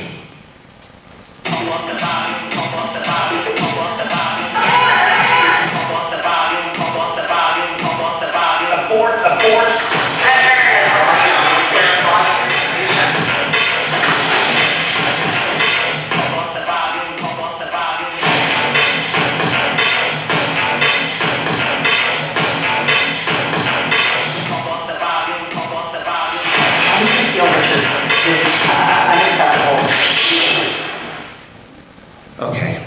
Planned Parenthood is all about abortion. They deny it left and right. Have you ever heard that abortion is only 3% of their services? Anybody hear that? Oh, yeah. It's only 3%. It's only 3%. As if killing human beings 3% of the time is okay. It's not true, but even if it were, to supply that in, like, let's say, okay, what's Bank of America? Let's say Bank of America says, okay, 3% of the people who come through our doors, yes, we do kill 3% of those human beings, but darn it, we've got really great investment options for all the rest of them. 3%. Think of it this way. If you had a meal, if you had, you're out in a restaurant, you had this great meal, they come up to you after and they say, you know what, I'm so sorry. We just found out that 3% of your food was tainted with toxic sewage. It's only 3%. Don't worry, people. It's just 3%. Would that be okay? Sadly, Planned Parenthood's propaganda is that toxic sewage. And it is poured out, especially among young people, in these schools, school-based health clinics, public schools, even in private schools, and definitely through mainstream media all the time. If you look at, Planned Parenthood always says, well, look at all these other things we do. It's kind of like this distraction thing. Yeah, we kill human lives over here, 330,000 plus a year. Yeah, we kill the human lives, but look at all these other great things that we do. No seeming amount of beneficence makes up for the fact that you kill and profit from that killing of human lives. I mean, honestly, it's like the KKK saying, well, you know what, only 3% of what we do was lynching. We did some really great community building programs. Oh, by the way, did you know that KKK does food drives? It's true. Does that make up for the fact that all the horrific, violent things they've done? But that's the mentality of Planned Parenthood. Then they'll say, well, look at these medical services, breast cancer exams, which they don't have mammogram machines, because they, even with $1.5 billion in assets, people, they won't buy a machine because women aren't important enough for them to buy a machine to actually do. So they only do the manual breast exams, which you can have done anywhere or any real medical facility. But look at on the right side. This fact sheet is out there for you. You can look at it yourself. Every year, these last 5 years, and even prior to that, their major medical services to women have only plummeted. Breast cancer exams have plummeted from 41.3%. Pap pap test 58.1, and they barely offer any prenatal care. It's kind of a joke to even include it in their annual report. 5 years ago, they were offering 40,489 services. Now, that's not per woman, that's not per person, because one woman can go in there 3, 4, 5 times. And now it's down to 18,684. Which is why in their annual report, they're not boasting about the parenting classes or all the baby or maternity items they give away for free like pregnancy care centers do. No, they only mention, in fact, they don't even mention mom, dad, mother, father, any version of that at all in their annual report. An annual report are those things that you boast about each year. It's the company's best of. And there's no mention of mother, father, mom, dad, but there are 32 mentions of abortion. Abortion is who and what they are. In fact, in the New York Times, during last major election in 2008, this is a quote from Cecile Richards, the president of Planned Parenthood. This is what she said Planned Parenthood's goal was. Quote, "We aim to be the largest kick-butt political organization. Not the best women's health care organization, not the most ethical taxpayer-funded organization, not the most accurate teen sexual health educator. No, the largest kick-butt political organization."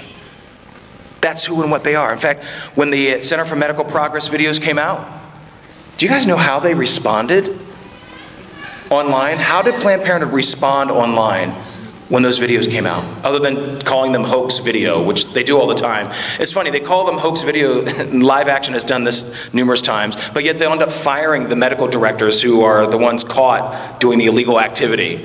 So I guess the firings are hoaxes too.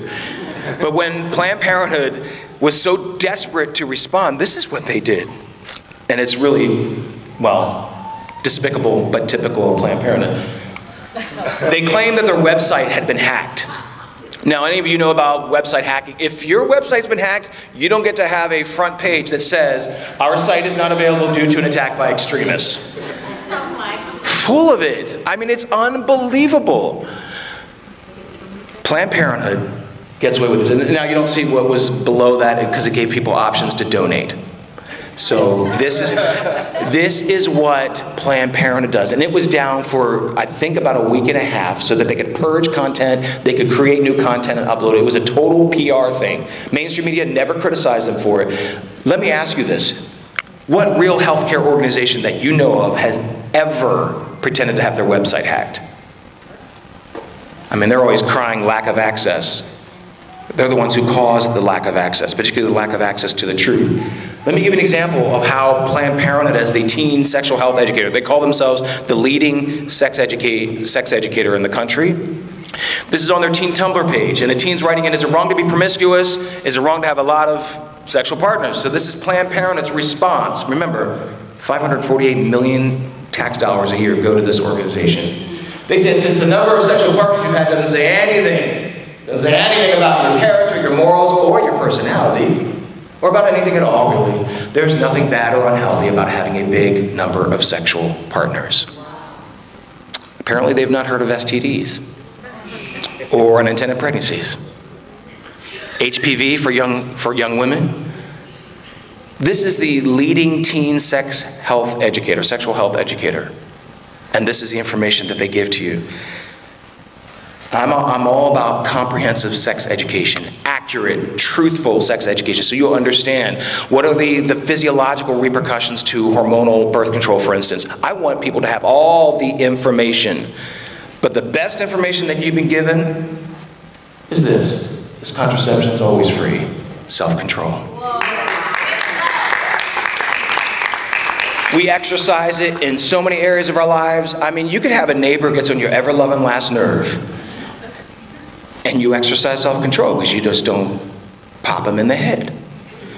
You have self-control when you're a business person, wanting to kind of maybe do some accounting tricks. No, being a person of integrity. We exercise self-control, and we're told that we can exercise self-control in every other area, but somehow, you know, with Michelle Obama, you know, let's move. Apparently we can fight obesity, but the one thing in our lives that somehow we can't exercise self-control in, according to many pro-abortion liberals, is sex.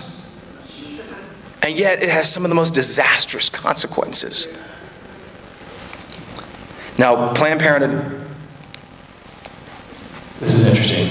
I love this because they are always telling you, I have these cards out there that are called the pro-choice, the multiple personality disorder of pro-choice activism. Because they'll say one thing and then they'll say something completely opposite. It's ridiculous. It's always about, you know, you've heard this, keep your rosaries off my ovaries, right?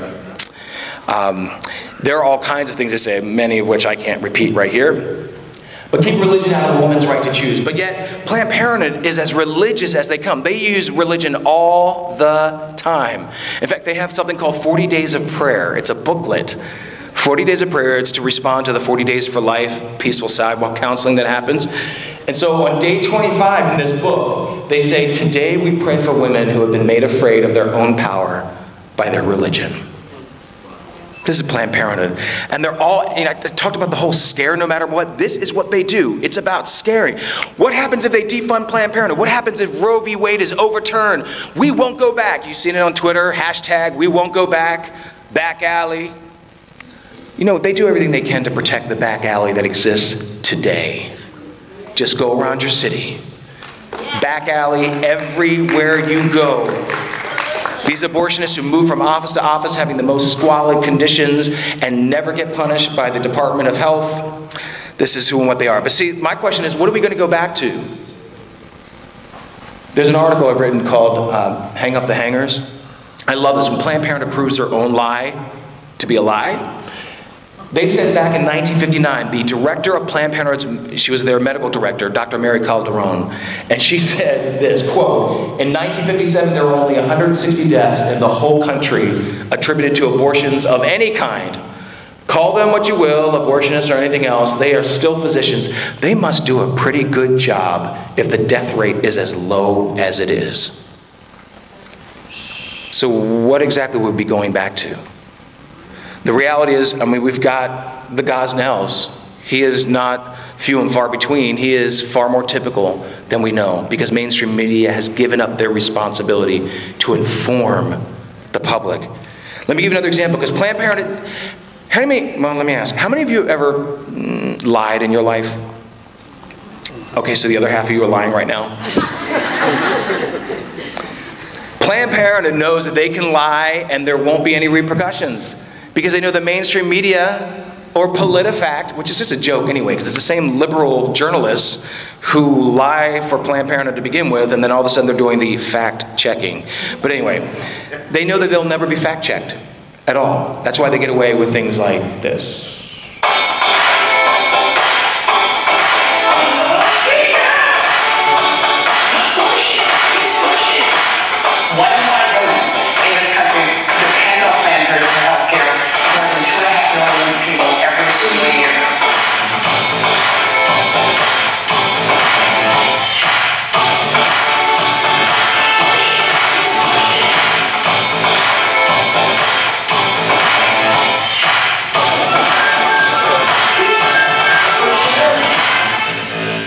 They're out of their minds, saying 1 in 5 women depend on Planned Parenthood. No, they don't.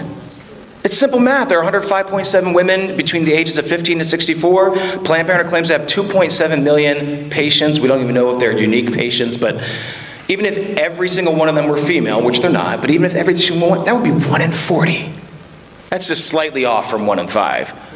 But of course, journalists will never ask the question of Cecile Richards. They'll never challenge anything Planned Parenthood says because everything, an organization that thrives from killing human life, everything they say must be the gospel truth. So that's why, you know, we call them out. Planned Parenthood's billion-dollar lies. In fact, this lie started in 1995. Actually, I'm talking about the 3%. The 3% lie where they say abortion is 3% of our services. That lie started in 1995 in a New York Times op-ed where a Planned Parenthood board member was saying, oh, wait, hold on. Don't criticize us because only 3% of our services are actually due to abortion. 1995. So somehow, more than 20 years later, abortion's still 3% of your services? 1 in 5 women depend on Planned Parenthood? This is who and what they are. And I want to give you a great resource because if we defund Planned Parenthood, which would be really easy because they serve 0.8% of the US population. It's not that hard to replace them. 0.8% of the population. If we defund them, let me ask, because just so you understand how many centers there are, how many Planned Parenthood abortion facilities or abortion referral facilities are in the United States? Can anybody answer that?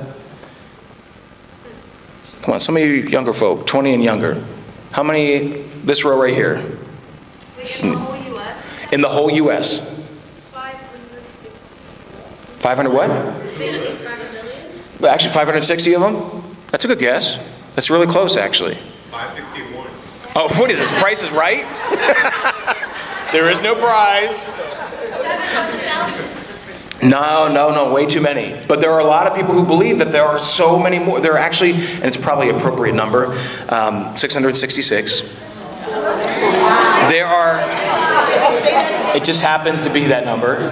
It may be increasing because they continue to build more mega centers, but 666, it may be at 667 right now, but that's how many there are. There are 13,000 federally qualified health centers and community health centers that do far more health care than Planned Parenthood for man, woman, and child, and on a sliding scale basis for those who are impoverished, 13,000 plus that are already funded by taxpayers. If you go to this website, getyourcare.org, put in your zip code, and you will find these federally qualified and community health centers that do all that Planned Parenthood does except commit abortions. However, there was a recent news item that here in New York City, some of these community health centers are violating the law and actually committing abortions, and so that's being pursued right now. But the majority, they are not by law allowed to do that. But it's a great resource.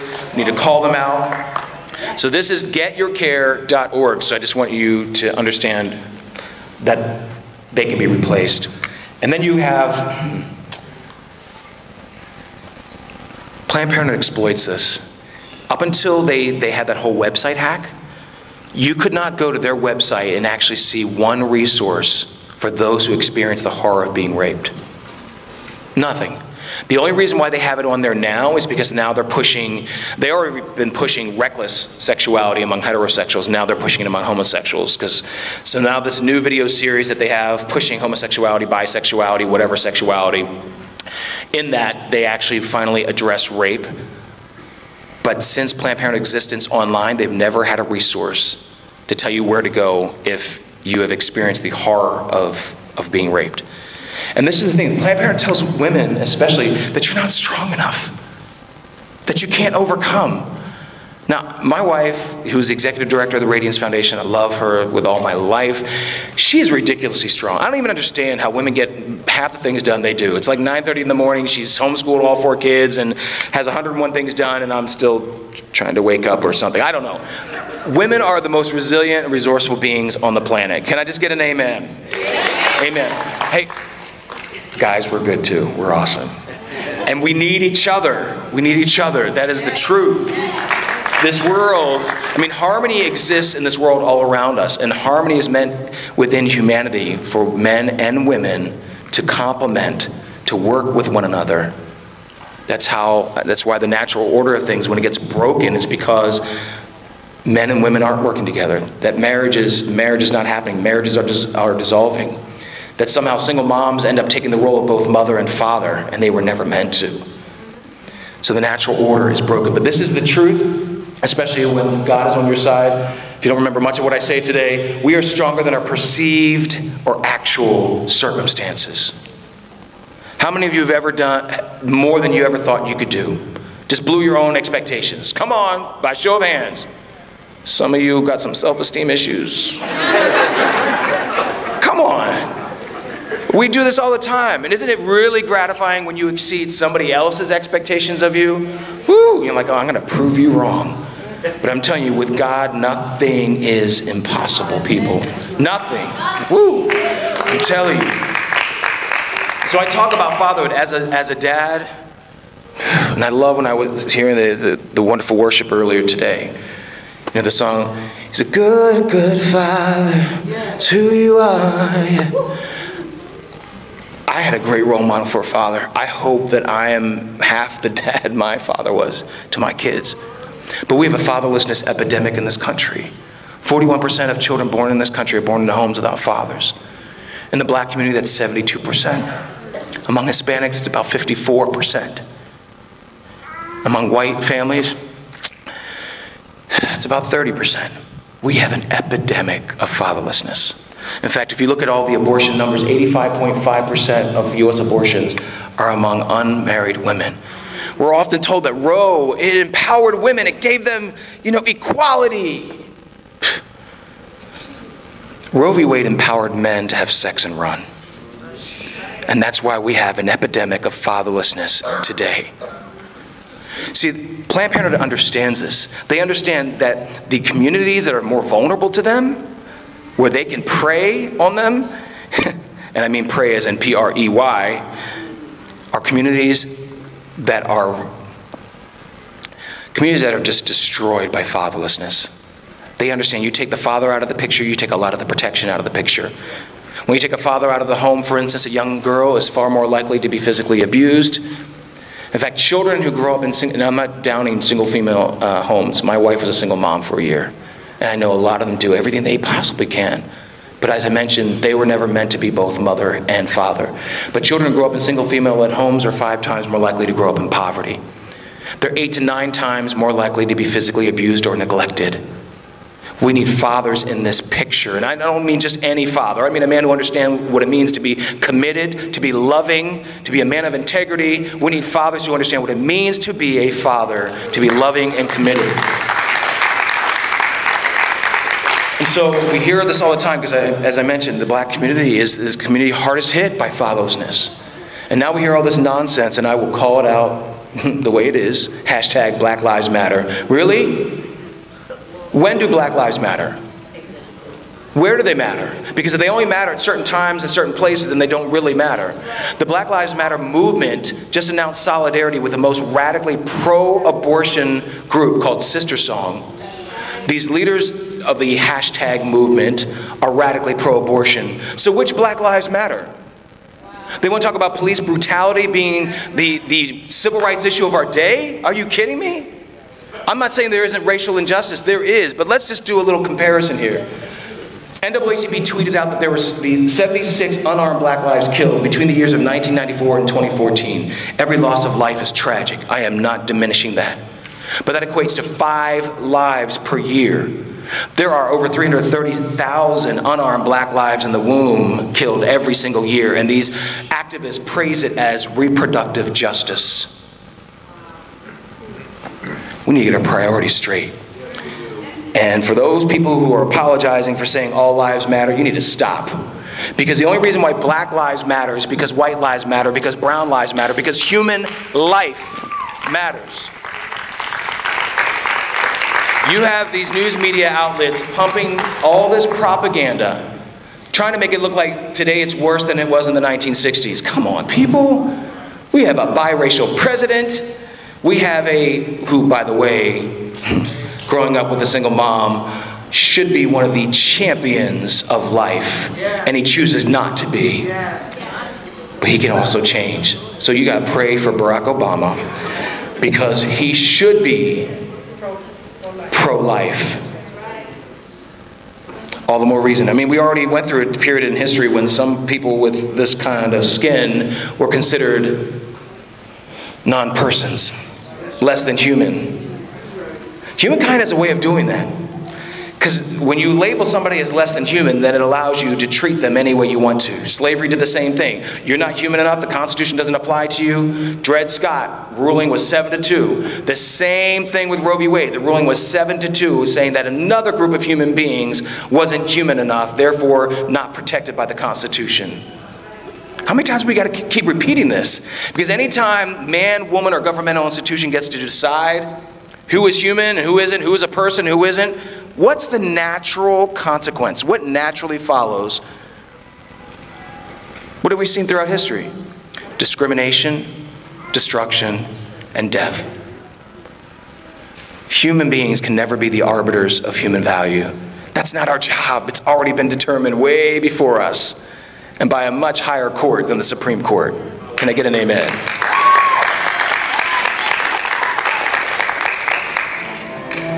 Injustice anywhere is a threat to justice everywhere.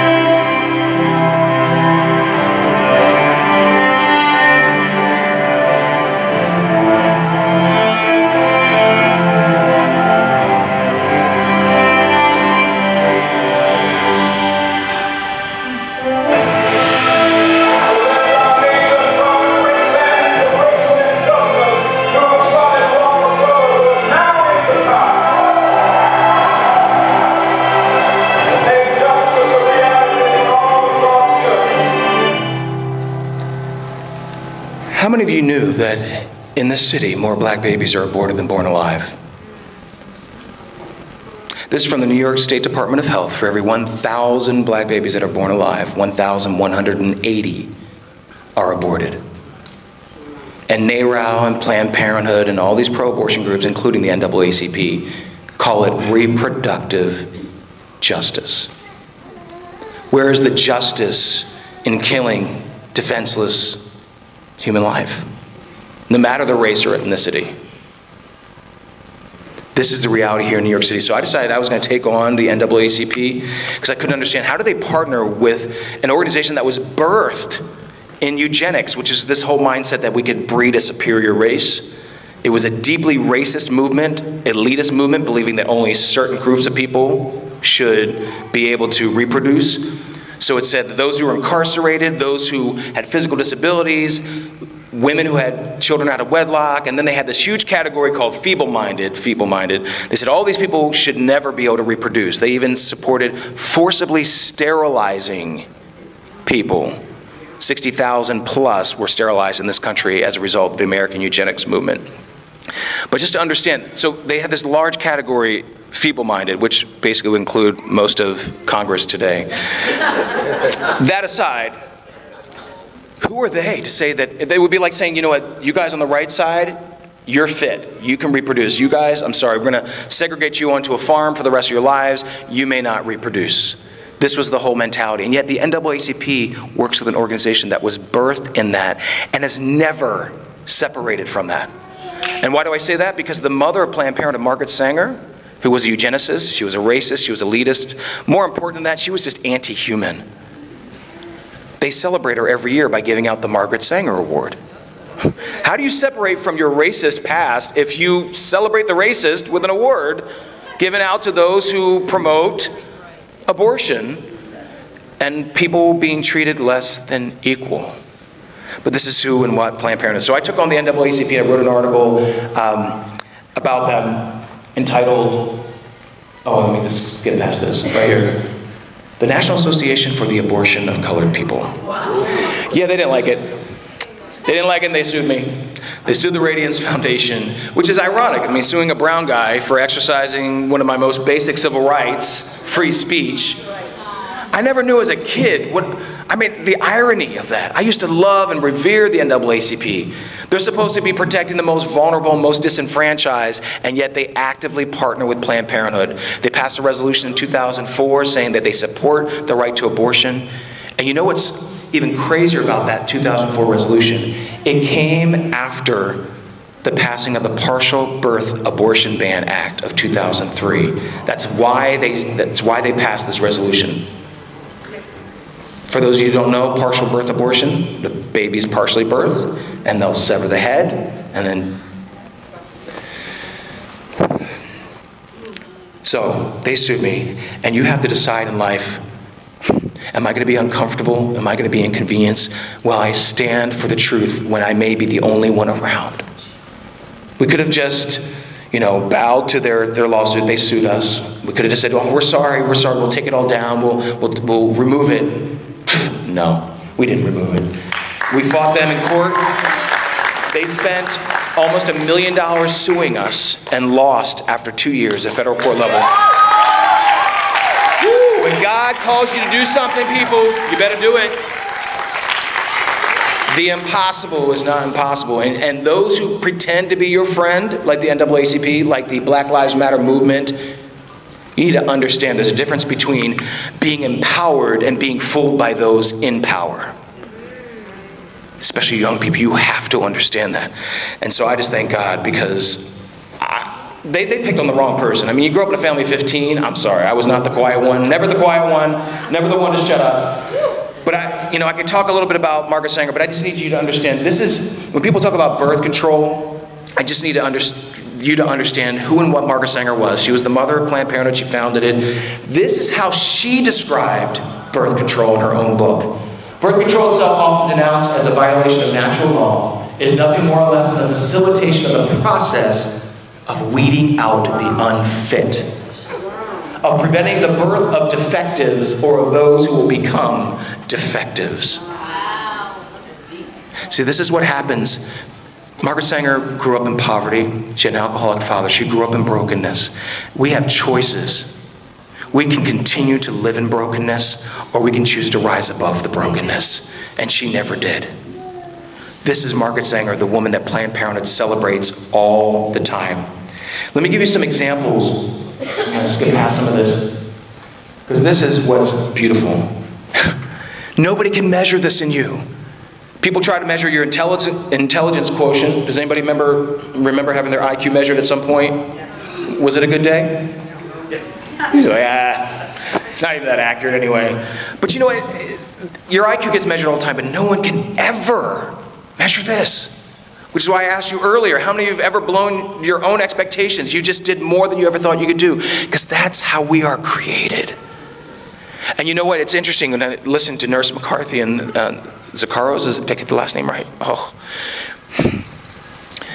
We rise above all the time. God has a way of allowing triumph to rise from tragedy all the time. We think we can't get through something when we hear somebody else's situation, but when we're put in it, we realize that nothing is impossible. It truly isn't. And so that's why I'm just going to give you some examples of some incredible individuals.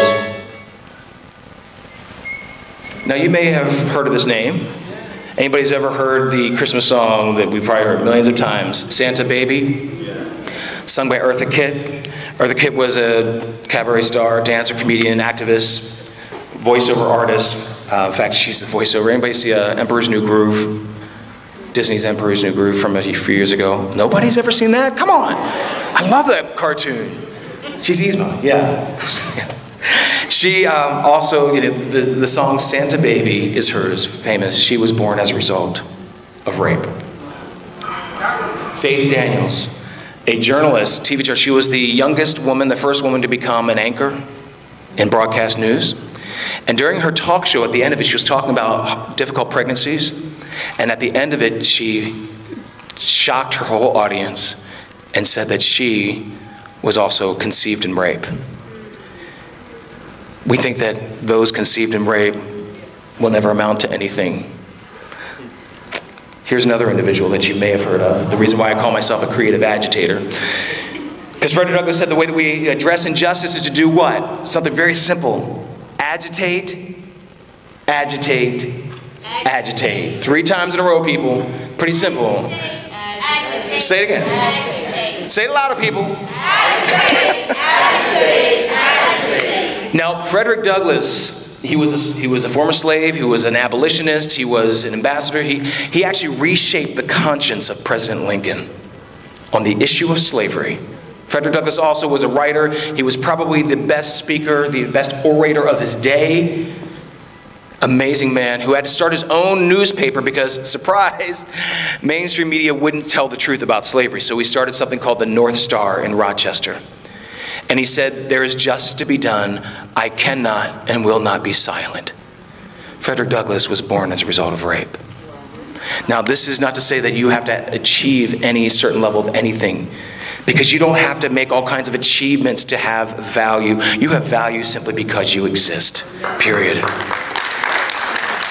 And so hopefully, whatever you leave with today and what I've said to you, you remember this more than anything else. Sometimes some of the best things in life are unplanned. Okay? Amen. And let me just share, because I talk about strong women. I am so grateful to my birth mom for going through 9 months of traumatic pregnancy. Despite rape, she chose life and chose a plan of adoption, putting me in a family where I was loved like crazy. But I talked about how adoption unleashes purpose. Self-sacrifice unleashes purpose. And you don't have to be an adoptive parent to understand that. Any parent, I mean, Judah's mom probably understands what it means to self-sacrifice. It happens all the time. Parents, just by show of hands, how many of you have ever self-sacrificed for your child? How many of your children actually understand how much self-sacrifice? That's okay, we catch on around 20, 30, somewhere around there. But my mom, when she was going to adopt this cute little, this is actually me, the first moment my mom was able to hold me. You see that massive passy ring? It's ridiculous. I guess she could just slide me on her arm or something, just carry me around. But this is my mom, the first moment when she talked to her father. Remember, her father was an alcoholic. Her parents are separated, but she still tried to love her father anyway throughout the years. When she told him that she was going to bring this brown kid into the family, this is what he said, and I don't censor my words. He said, if you bring that nigger into your family, you're going to ruin your home, you're going to ruin your family. She literally had to lose a father in order to gain a son. Wow. She chose well. That's all I'm saying. Because the reality is, I mean, people, there's sacrifice. There are tough pregnancy situations. There is sacrifice all over the place. My dad sacrificed, my mom sacrificed, my birth mom sacrificed. My mom's father never got to spend time with 13 amazing grandchildren. Not for 1 second. He disowned her. He had nothing to do with our family the rest of our lives. But he was the one who missed out. And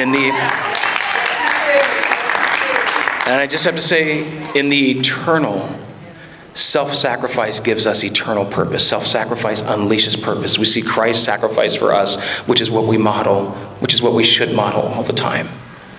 And it's not easy, especially when you're dealing with topics like abortion. But we still have to love people passionately, forgive people, but not be afraid to speak the truth, because it is truth, no matter what you're talking about, that sets people free. And you need to understand that. So with everything my wife Bethany and I do, the reason why we love advocating for life is because every human life has dignity, no matter the circumstances of conception. Life is never picture perfect. Human beings come in all different shapes, sizes, colors, and abilities. No matter how much we plan, no matter how much we think we're prepared, the unplanned happens all the time. It's how we respond to the unexpected that shows our true humanity. But many do not see the value of every human life. Too many are willing to discard those who don't fit the picture of perfection. Abortion destroys the chance to love and to be loved. We never know what will fill the frames of our lives, or how empty those frames can be when we allow exceptions. Every life is a gift. I'll tell you, that video has more meaning to me. I'm going to lose you for a second. Has more meaning to me today than I think it ever has, listening to Nurse McCarthy and the Sicaros. Every life is a gift, even if it's for a brief moment. And so, all I gotta say is I'm grateful to my birth mom. These are all the labels that are put to people conceived like I was. Called the rapist child, product of rape, evil seed, rape baby. Let's cross all those out. Because I was always her child, and always God's child. God bless you guys. Thank you very much.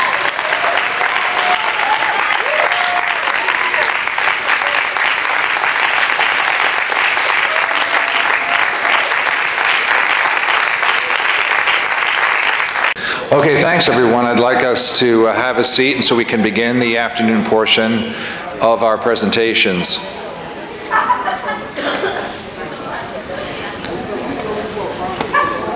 Now, hopefully by this time, you've thought about some of these examples, what Ryan calls the heart cases, others call the hard cases.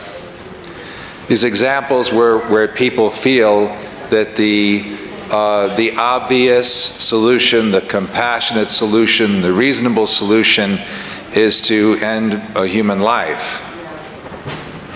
And I hope that what you've learned so far has kind of really, just expanded your thinking in the sense of just getting to look at or getting to understand some of the very creative alternatives that people come to have when they're first and foremostly committed to protecting and preserving life in whatever situation.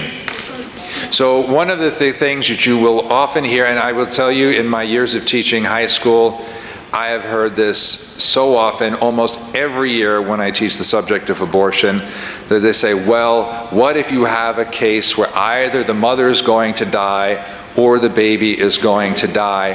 What do you do then?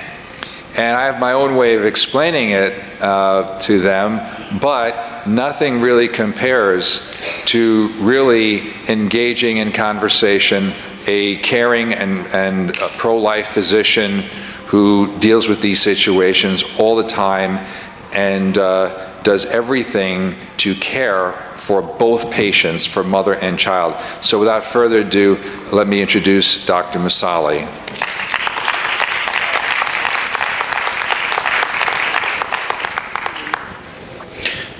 Thank you so much. You know, I think as a testimony to the amount of work and organization it takes to put this type of a conference together, I think I got your invitation maybe a year ago to speak today.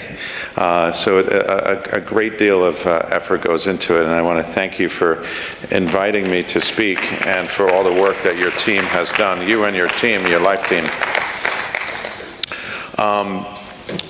And, you know, from the moment the worship team started singing and praising, I found myself, you know, tearing up, and it's gotten worse since then.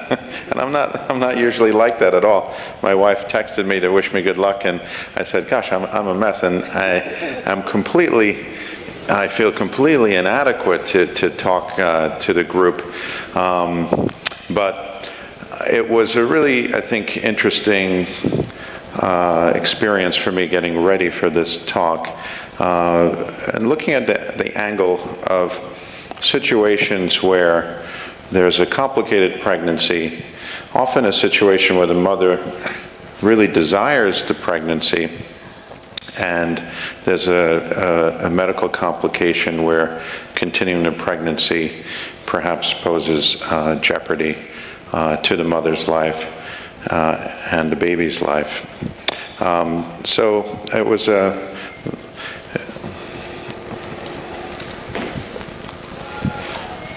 great.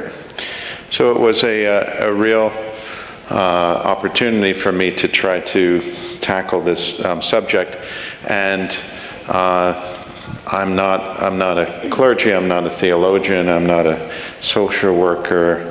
I'm just a doctor, and so I figured I'd better just stick to what I know. So we're going to talk a little bit about medicine today, and I'm really happy to see so many young people here. So credit to you for being here on this sunny Saturday. And how lucky the rest of us are that you are here, actually. So it's really great to be here, and I can feel the energy in this high school. It's really terrific. So I'm going to just sort of discuss a little bit how hard it is being within the field to recognize that it's really difficult, even within medicine, to get a really stable, sound, reasonable, rational assessment of what the pregnancy risk really is. I'm going to talk about, there's obviously so many different medical conditions, but I thought I'd just focus on a couple of maybe more common things that really do pose a challenge for us in pregnancy continuation and in handling our pregnancy, our life with dignity. And then touch on a couple of maybe more rare circumstances. Give you a perspective from the inside on the medical system, and maybe touch on some practical things. It's a tough morning to follow because we had such dynamic and amazing speakers. Plus now the carbohydrates are going to start kicking in from lunch, and the eyelids are going to start drooping. So what's good about the morning is that all those words fill your hearts and your spirit. The food for the afternoon is going to fill your stomach, so it doesn't matter what I say. So I'm pleased about that. So pregnancy, for even amongst the medical profession, is an area that brings a great deal of fear. And I think it's fear because it's unfamiliar. In my training as OBGYN, one of our professors said to us, you know, when somebody goes to the emergency room and they have an exam, they do a full exam, and you often go down for a consultation, and you'll find that the pelvic exam and the rectal exam have been left off. And how lucky are we that these are areas that the other fields don't want to go to, because you'll always have a job. But I think from that maybe are a little bit of the seeds of why talking about pregnancy is difficult and why it's an uncomfortable area, because it's an area that even other non-OBGYN doctors are not so familiar with. So there's the fear of the unknown.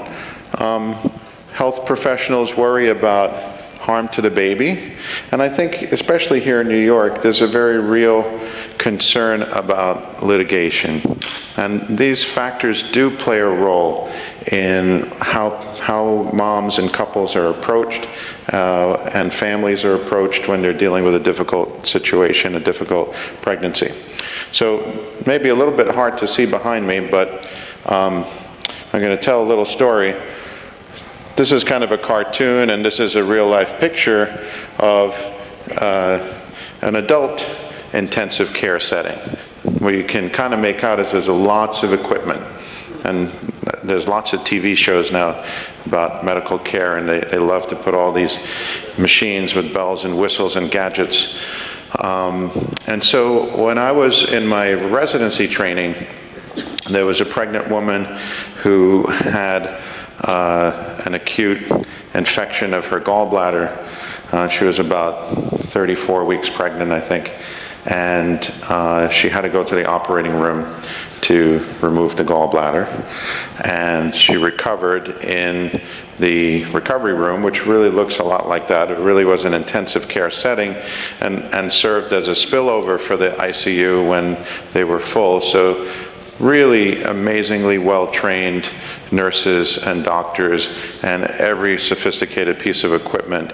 And they really have people that are on the edge of life that are being saved minute to minute.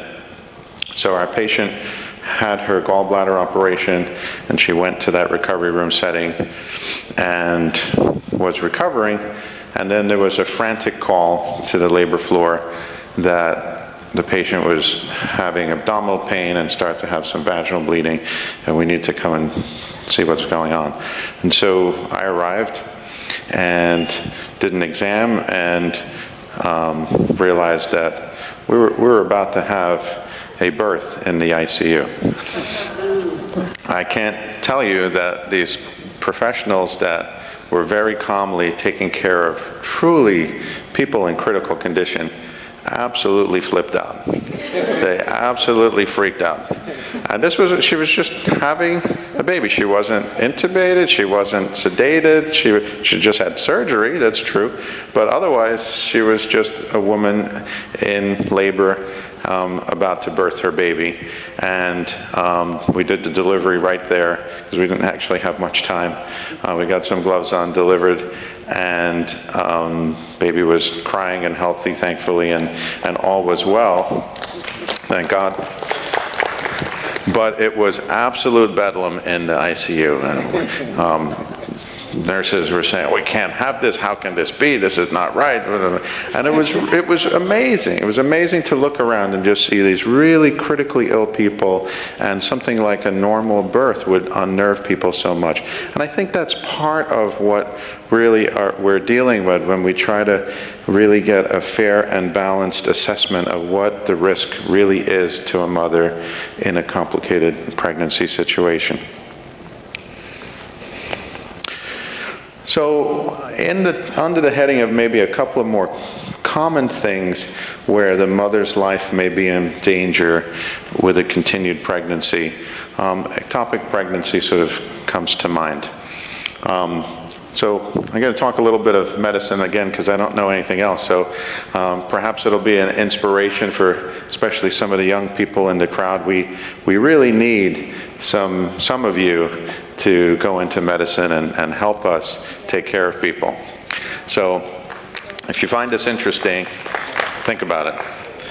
So on the left of the screen here is half of a uterus, and this is in a normal pregnancy.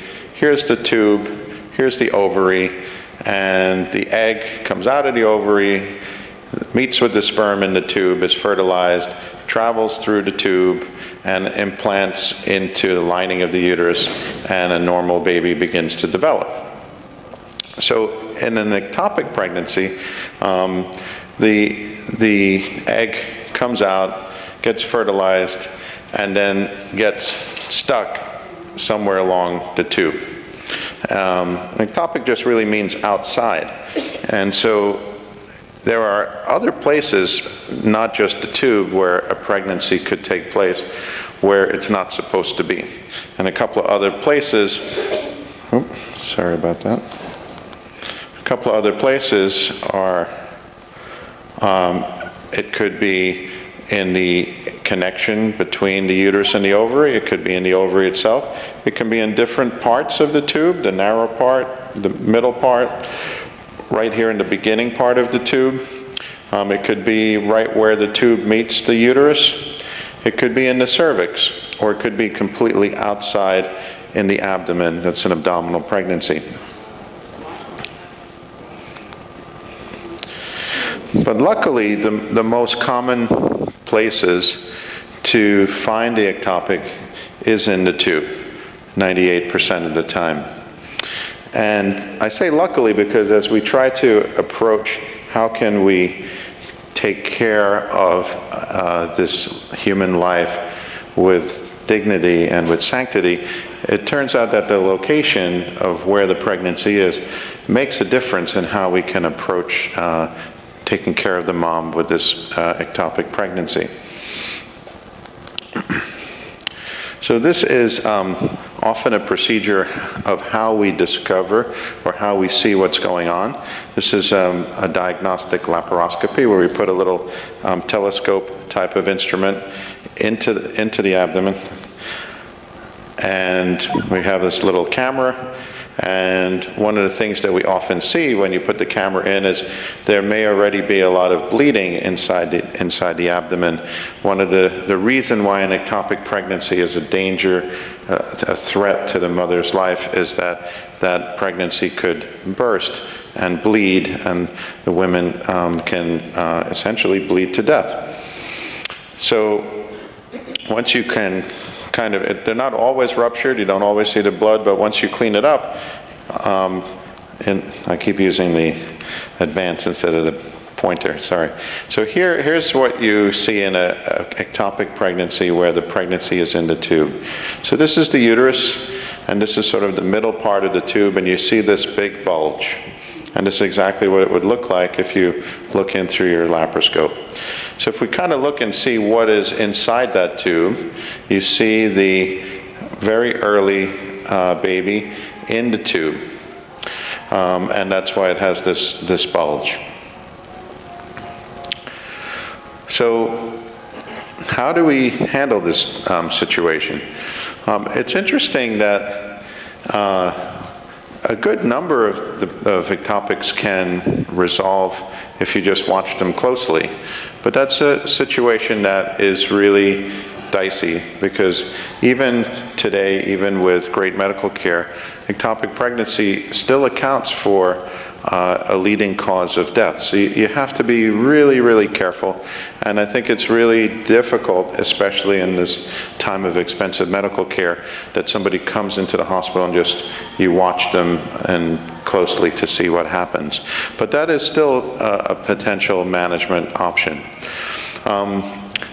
There's a medical treatment where you give medicine called methotrexate, which is actually a medicine that's used for cancer treatment, and it's effective in interfering with the division of rapidly growing cells, and you can think of a cancer cells are growing, so that's useful to help stop the growth of a cancer tumor.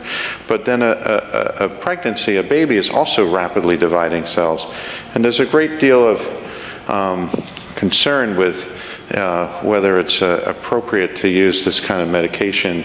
And although there's been some debates even within the church, I think certainly my position is that I think this is not an agent that we want to use for treatment if we want to preserve the dignity and sanctity of life.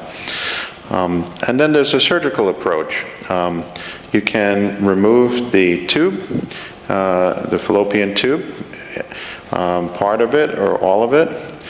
And there's also a procedure called the salpingostomy, which I'll show you in the next slide, where you basically just remove the baby from the tube.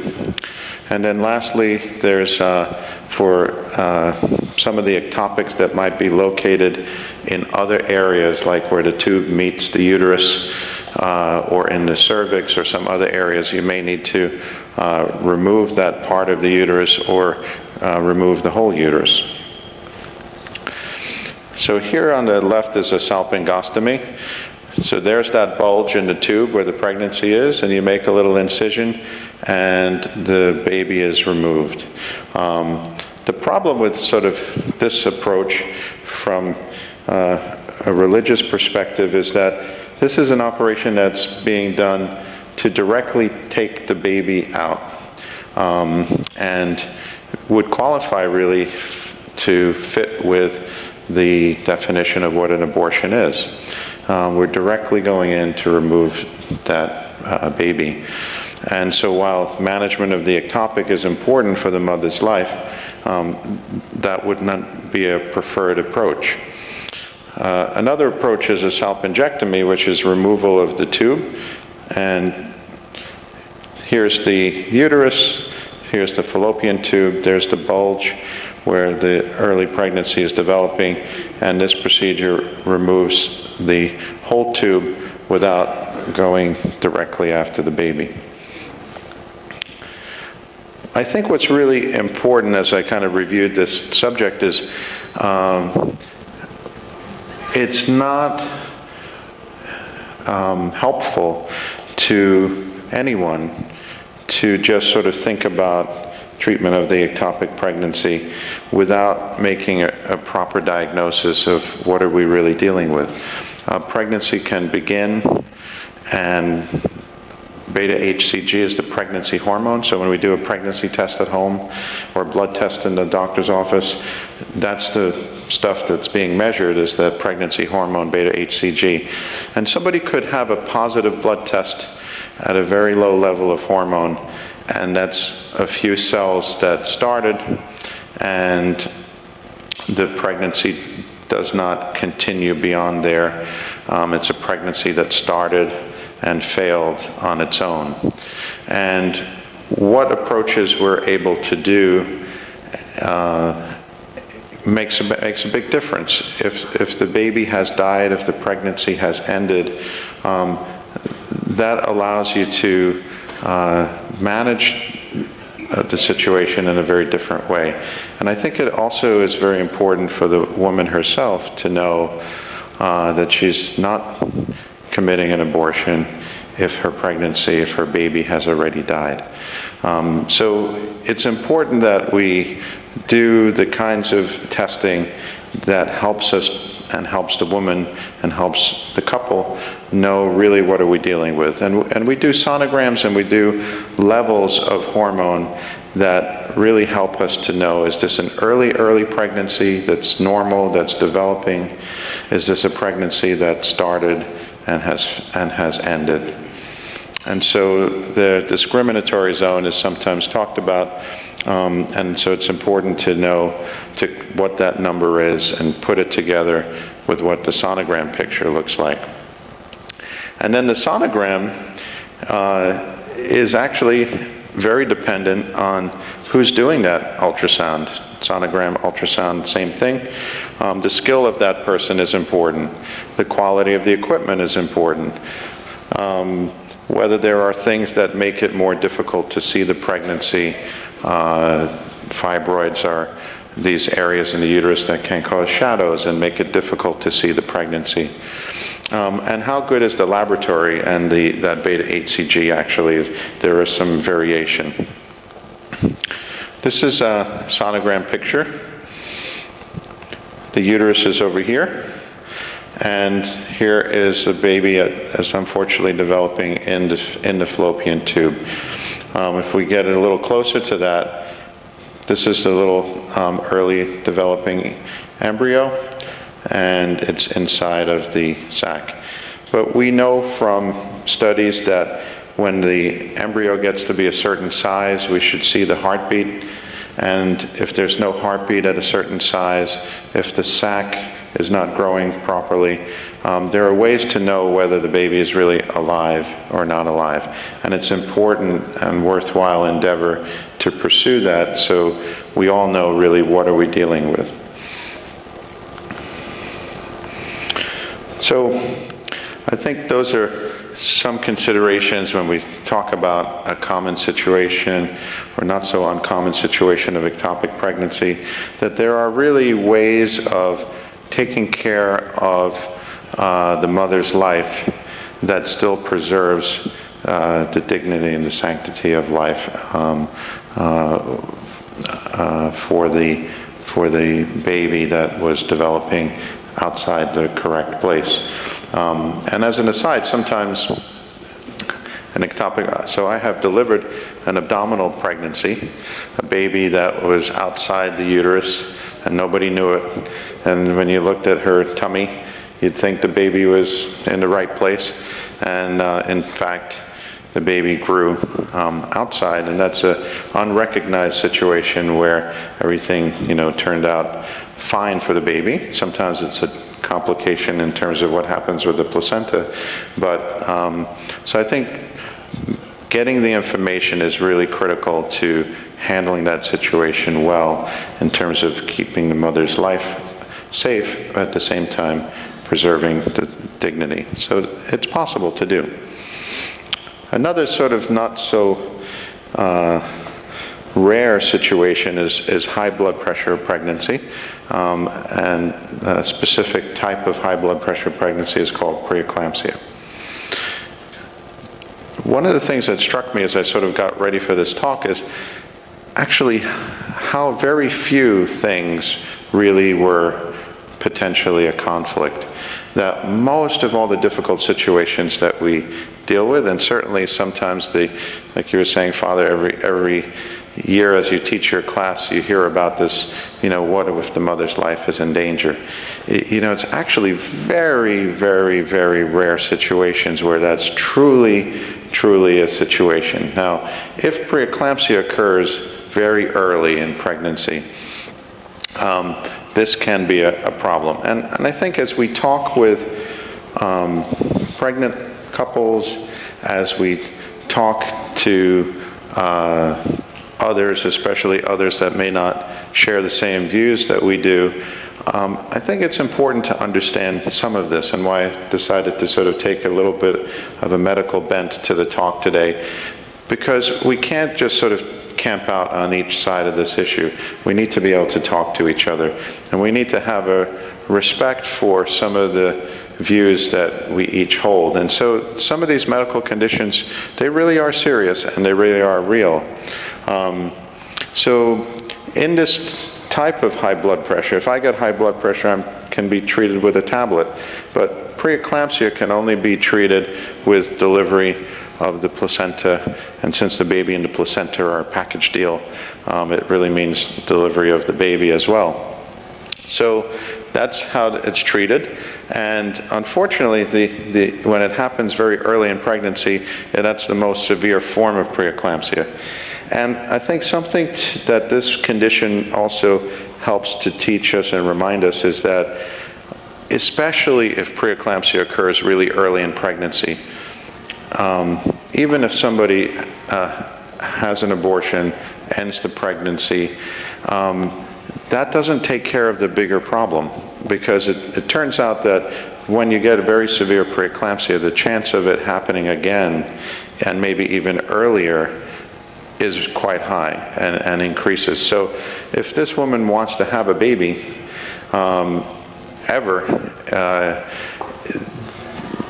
having an abortion in this particular pregnancy that's affected with preeclampsia doesn't solve the long-term issue and doesn't address her issues of wanting to be a mother. So we have to remember that sometimes the pregnancy that you have and that you're dealing with, while it may be so easy to do an abortion, may be very difficult to, in the long term, have somebody be able to have a healthy baby in the future. So sometimes it's better to work with the one you have than to consider termination and just we'll try again, because again sometimes it's even more complicated. Preeclampsia is a very serious condition, especially when it's in its severe form. It's something that affects the whole body.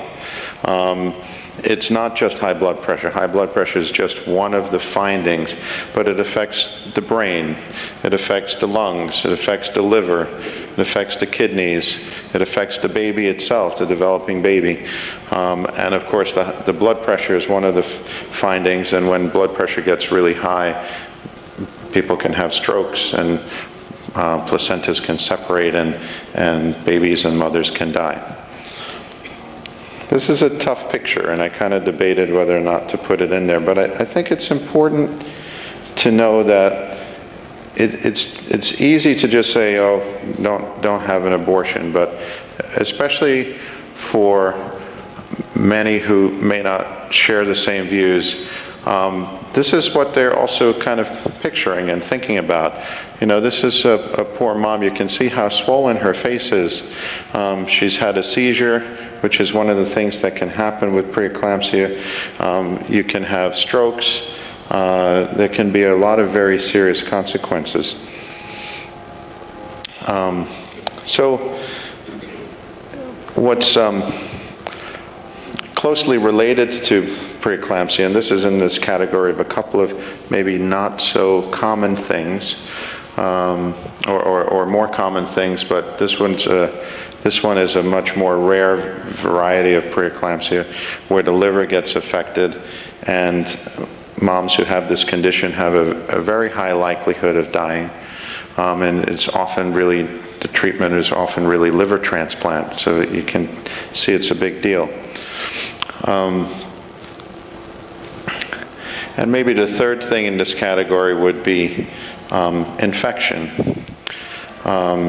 So infection in the uterus can occur, and here's a little scenario which unfortunately is something that I've encountered not so uncommonly.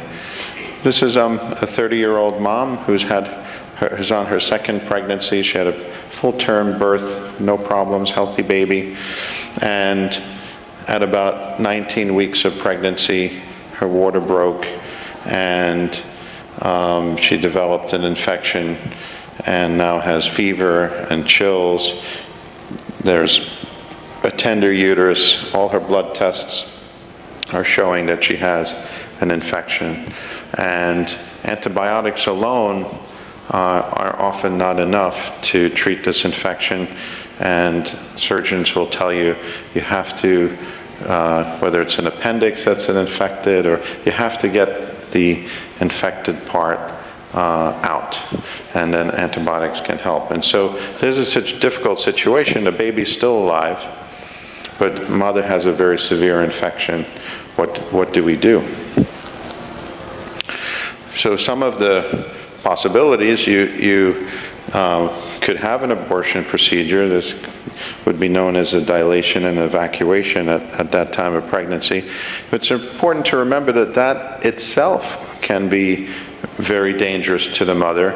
An infected uterus, you could cause a hole in it as you try to do an evacuation. That could lead to a hysterectomy that ends her childbearing possibilities. And yet, if she doesn't deliver, and doesn't deliver sometimes in a timely way, she could die. And this is a situation certainly at 19 weeks where we're not there yet to be able to save a 19-weeker. It's still too early.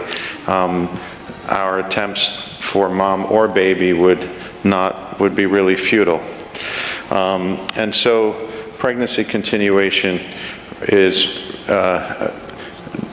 poses a real risk for the mother and doesn't help the baby in any way. And I'll circle back at the end. A couple of rare things as I thought about it. Cardiac disease is one of those difficult situations. Again, it was surprising to me as I sort of reviewed it, how many things are actually you can muddle through a pregnancy. And I'm not saying, I think we've heard some really elegant descriptions today of how sometimes the outcome is not as we had imagined it, but that doesn't mean that it's not something that's worthwhile.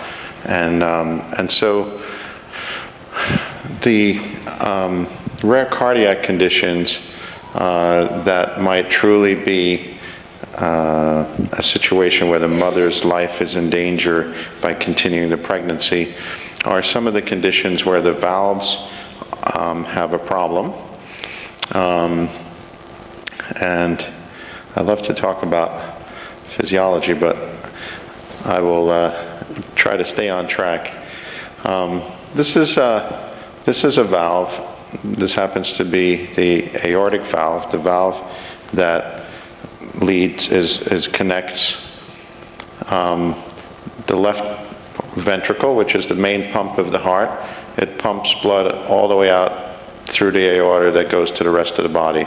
So this valve between the ventricle that pumps and the vessel that takes the blood out is the aortic valve. And normally, when it's open, it's nice and wide, and when it's shut, it closes tight, and it opens and closes and opens and closes with every heartbeat. Well, sometimes you can have medical conditions where the valve is not working well. The leaflets in the valve don't move, they're kind of stuck, they're hard, and when it's open, not so much blood gets through. When it's closed, it leaks. And those situations of tight valves are not well tolerated in pregnancy. The changes of pregnancy, the blood volume is increasing, the work that the heart has to do is increasing, and those are situations that are, pregnancy threatens the mom's life, and with advancing pregnancy, the mom's condition could get worse and worse. So, I don't know if Danielle is still here. Her husband, I think, in the video had a Patriot shirt on, so I hope this photo's not too distressing. But one of the things that so easily happens is all of these medical facts come together, and the discomfort of the medical providers, the fear of the pregnancy, the fear of unknown, and you can really feel very pressured, like you're really under siege. And the easy and neat answer is, okay, just end the pregnancy. That's an easy one, and then we can go forward and deal with something else. But you have to stand tall in the pocket. You have to be ready in spite of the pressure to execute on what needs to be done. So often a pregnant woman interfaces the medical system through her OBGYN, or she shows up in the emergency room with, maybe some spotting or some cramping, and so that's often a place where you first find out, or you have confirmation that your home test that you took was positive and is positive, and yes, you're pregnant. When there's a medical complication, somebody has a medical disorder, very often the medical subspecialists, whether it's a kidney doctor or lung doctor or heart doctor, But these, again, are the docs that are not so comfortable and familiar with pregnancy. And so the easy answer, and I've often, talked to a radiologist, you need to get an x-ray, but the woman's pregnant. All of a sudden they freeze up. Oh, we can't possibly do that. We can't do anything because there's a pregnancy in there. Even as doctors, and even without necessarily thinking through what are we really talking about, how urgent is the study needed, how much is really the risk from the x-ray that needs to be taken, or the dentist, or you name it. So there's sometimes not really good evaluation and really good advice outside of the people who work with pregnancy. And I'm not sure if that's why I decided to go into maternal fetal medicine, but I did. Maternal fetal medicine people are high-risk doctors. Incidentally, I did my MFM training at Columbia, and it's a marvelous institution, and I'm so pleased to see the comfort program that is in place. So I think MFMs are in a unique place to form a bridge between some of the uncertainty and unfamiliarity and discomfort of our colleagues in other areas and the OB doctors who are otherwise going to be taking care and delivering these patients. And our whole job came into being to help people get through the difficult pregnancies. I think that there is this approach where a woman needs to understand, and I think that's fair, and needs to understand what the risks are to her. The husbands need to understand what the risks are to her. But once somebody decides, well, I'm going to continue the pregnancy, I find that the majority of my colleagues really will respect that, and then will really go to work scratching their heads and coming together with other specialists to try to figure out how can we help get this person through. And much like some of the miracles we've been hearing about today, where the expectations are that a pregnancy may not continue, or that a child may not see or hear or suck, etc. And we're constantly being surprised and shocked. And so it's certainly been my experience that once the team gets to work in the direction of helping somebody through the difficult pregnancy, that much can be achieved, and many of the fears and concerns about what's going to happen with that mother actually don't come to pass, or come to pass much later than what we thought. And what's really great from our friends in the neonatal area is that the age at which a baby can survive keeps getting lower. And maybe at Columbia it's even lower than these numbers I have here, but I do start to see across the country that in the 23rd week, and in some cases even towards the end of the 22nd week, that babies could survive. And that used to be a very different number. I keep meeting people. In fact, my medical assistant in my private office was a 2-pound baby. I think we just celebrated her 35th birthday, so 35 years ago, that was a big deal. But we are in an increasingly better place. And why I bring that up is that the complications of pregnancy that are really potentially life-threatening to the mother, we actually have a fairly short period of time that we have to muddle through because of the amazing work that can be done so that you can try to get the mother through and get them to a point where you can deliver and have a hope of survival. And often, especially if we can get to maybe closer to 28 weeks, not just survival, but a really good chance for a healthy life.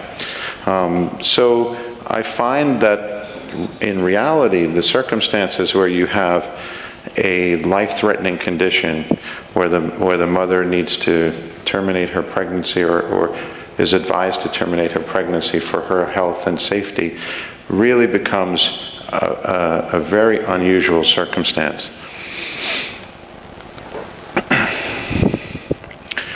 So, some practical things to think about. As I mentioned, that sometimes the condition the mom has is not going away. And the pregnancy that she's carrying now, she needs to know that perhaps she's, as risky as it might be, it may be her best and sometimes her only chance to ever have a baby, and she should at least know that in her consideration of what to do. I think we also need to consider that there are certain medical conditions where it really is unsafe, and a mom should avoid pregnancy in the first place as an appropriate thing for her and for her unborn child. And that's sometimes not focused on. It's very difficult when somebody has a chronic condition, a serious condition, and they may have even just come through an abortion procedure, and then nobody says anything. And the woman finds herself pregnant again and now facing another difficult situation. So I think we have a responsibility to just have some straight talk with couples about what are the responsible things to do.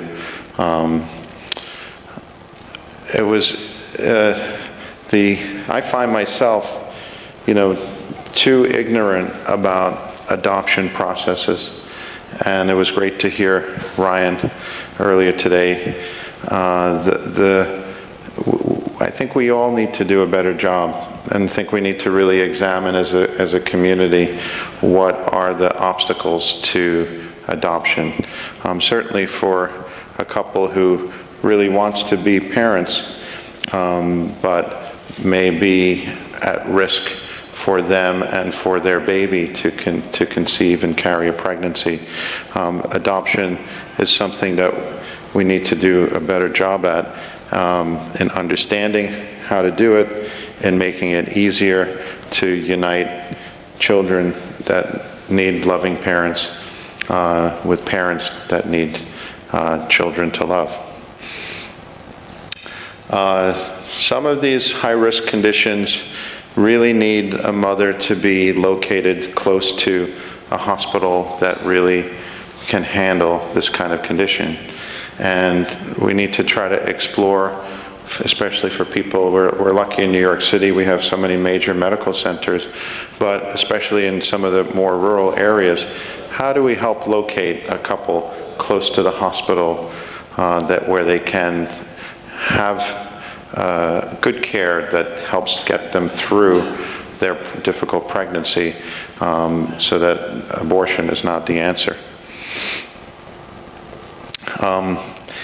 Even for our colleagues who are in some of the social services or some of the hospital financial insurance areas, we got to think ahead and think about what coverage we should recommend to people, especially as they embark on pregnancy before they're pregnant. What if they need these really difficult and expensive services?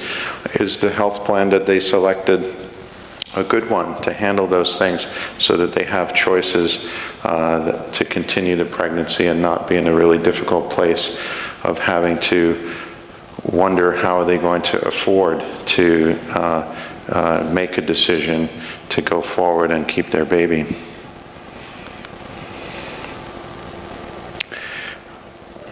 One of the things I was working on recently was to try to come up with some metrics for quality of care. These days, you can't get your oil changed without somebody giving you a survey about how was the oil change and what was the quality of the service you received. And can you give me a 10 out of 10?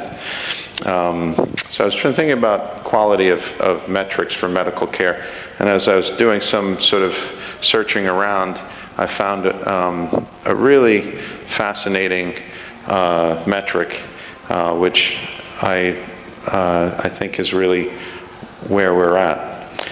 And that is, if you really love the person that you're taking care of, that really defines quality of care.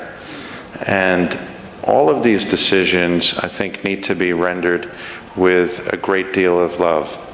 We need to love our patients. We need to help them with these difficult decisions.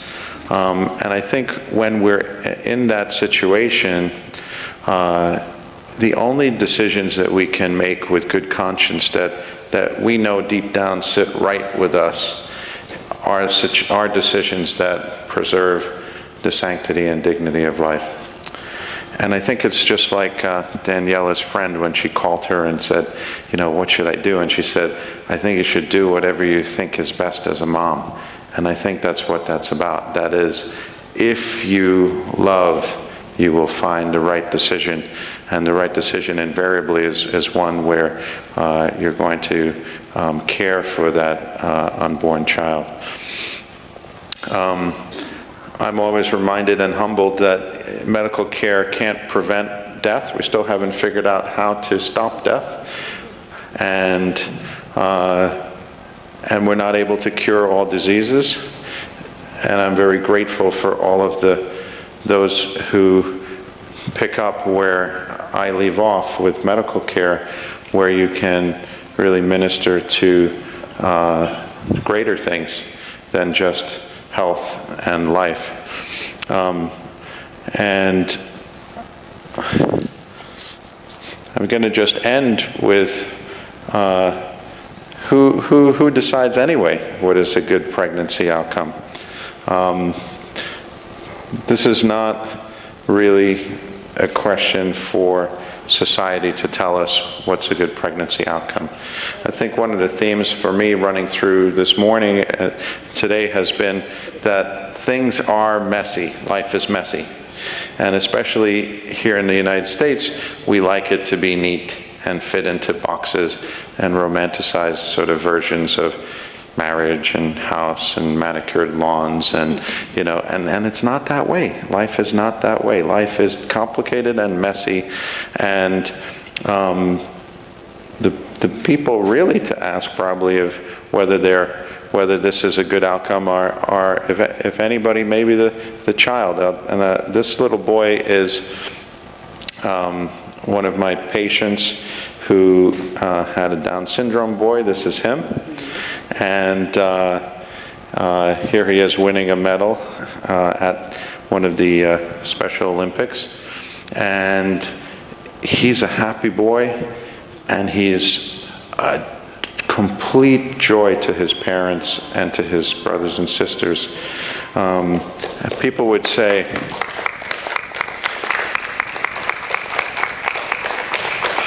it really is true, and it's changed her life. I call upon her all the time when I have patients who, I've given news to them about that they're carrying a baby with Down syndrome or other conditions, and she really helps, I think, them to understand that you can't look at things the way sort of society has looked at things. This boy is happy, and my last little story that I'll end with is my wife dragged me to a pilgrimage to El Salvador this past January, and I was thinking, gosh, I don't know about this, but like most things, she's what's getting me into heaven, I think, I hope. And in this pilgrimage, it was a reminder to me also why as tempting as it is to just stick with what's comfortable, we need to go outside of our comfort zones. We need to honor those people who have made sacrifices, even sacrifices with their life, as the martyrs did in El Salvador. And one of the places we stopped to visit was one of the hospitals, and there was a little girl that had been abandoned at the hospital a number of years ago. That she had multiple deformities, and the staff sort of adopted her and has taken care of her, and she actually lives at the hospital. With this group of about 8 of us were coming through, and she's in a hospital bed. They actually just have her in the hallway. She's not in a room. She's sort of part of the family there that's working, and you know, her legs are not in the right positions and her arms are not in the right positions. And as she saw this group coming down the hallway, she was absolutely excited and thrilled, and she had this biggest, hugest smile, and was, you know, waving as best as she could wave, and was so happy and so thrilled to see us. And it was really a great reminder for me that, you know, this person was happy to be there, happy to see us, and was such an inspiration to the workers that were there, and a reminder of, you know, who is to say what's the perfect child.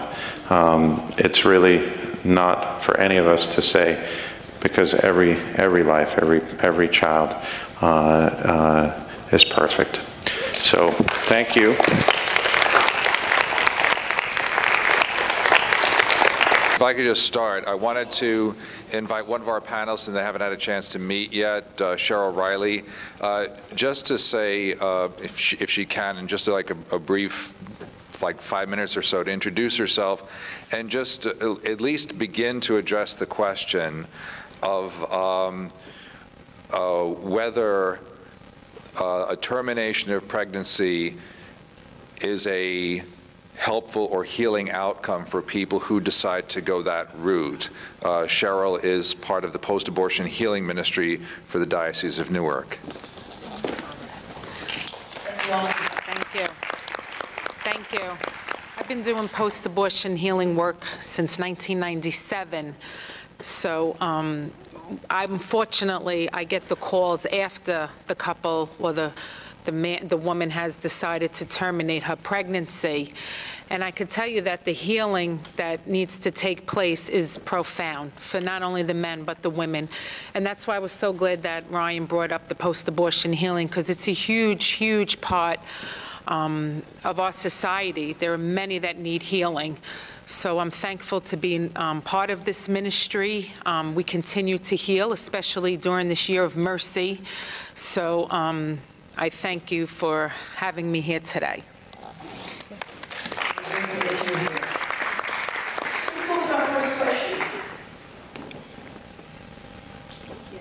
This is for Dr. Rosali. First of all, thank God you exist and that you're here. It's wonderful. You enlightened me today. I've always thought that an ectopic pregnancy tumor would have to just end in the death of the baby. I didn't know you could deliver that. So could you speak to that, please? Yeah, thank you. You know, I think as I sort of reflect on a lot of this stuff, there's sort of a lot of well-kept secrets that we're hearing about today. And I'm writing a check to your organization because you do an amazing work.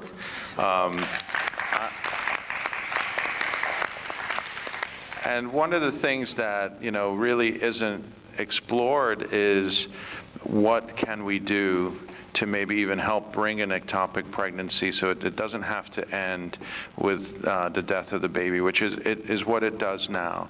And so the management of ectopic is really about managing that life with dignity. Now, sometimes the baby has died, and other times you are removing a tube with the baby in it, not to end the pregnancy, but to save the mother from the bleeding that's going on.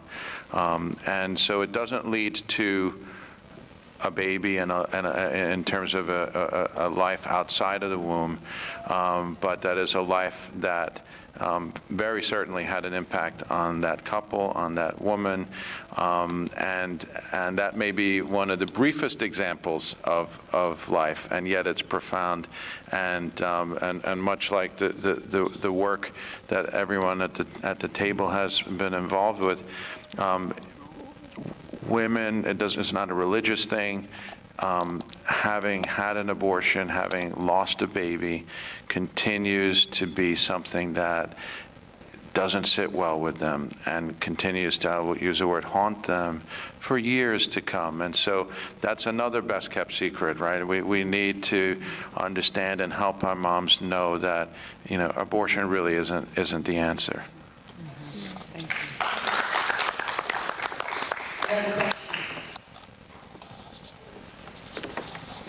Regina, my new friend. I love her. She's also a pro-life champion. Let's give her a hand.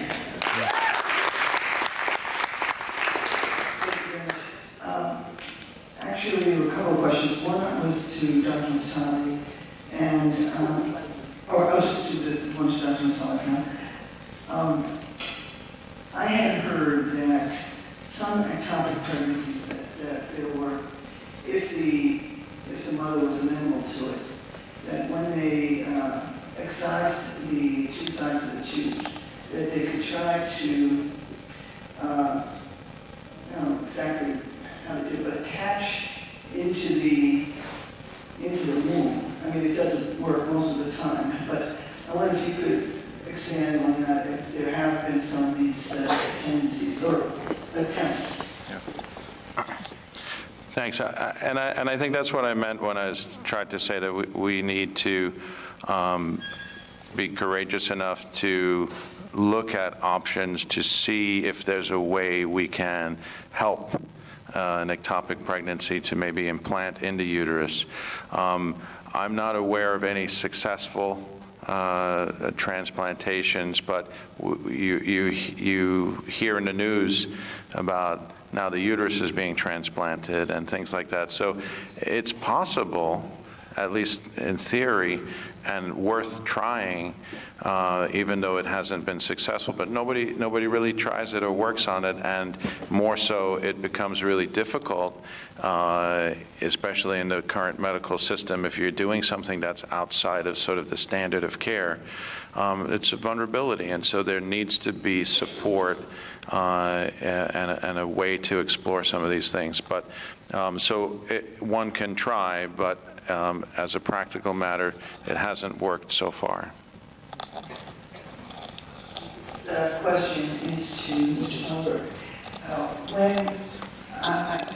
I came in, I didn't come in at the beginning, but I thought I heard that you were to speak at Harvard University, is that right? Yes. And I wondered if you were allowed to speak at all there, or whether you were just thrown out and ran out on the rail, and if you had spoken or planned to speak at some other big universities with the help of Students for Life or anything like that.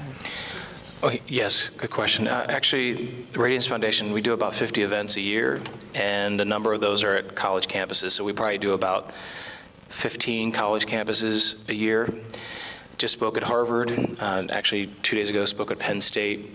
Harvard was very different. The event for Harvard was promoted, the theme of the event was abortion in the black communities.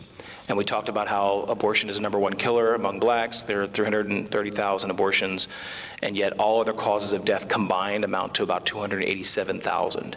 So it is actually the #1 killer in the black community. So the event promoting the flyer promoting the event made it very clear what the theme was. What was interesting is that it almost got canceled the night before because the pro-abortion professor, the Harvard law professor, was so upset by the posters. She said, how dare, she emailed and said, this is horrible. How dare you associate abortion with death?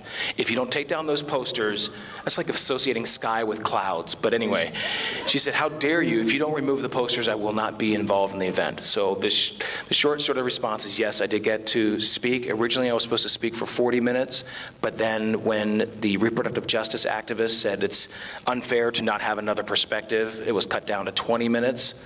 And then the professor showed up 30 minutes late for the event, so it cut down our time significantly. But I got to present for 15 minutes, and then there was supposed to be a 10 to 15 minute Q&A.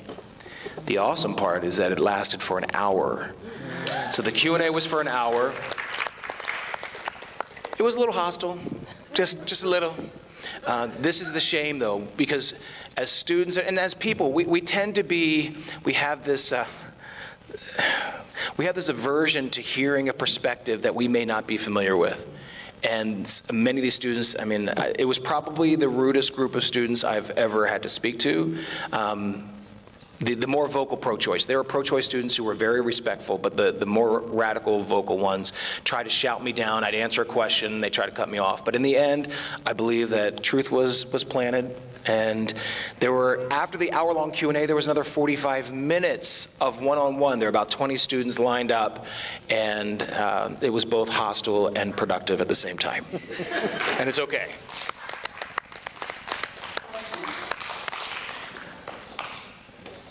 Well, if I could maybe just throw in one to Daniela while we're waiting. What would you say to a woman who's been told that her child has limited capability of surviving after birth and she's not sure what to do, and that the genetic counselors are telling her to terminate and other people are pressuring her? What might you say in order to inspire hope in her heart?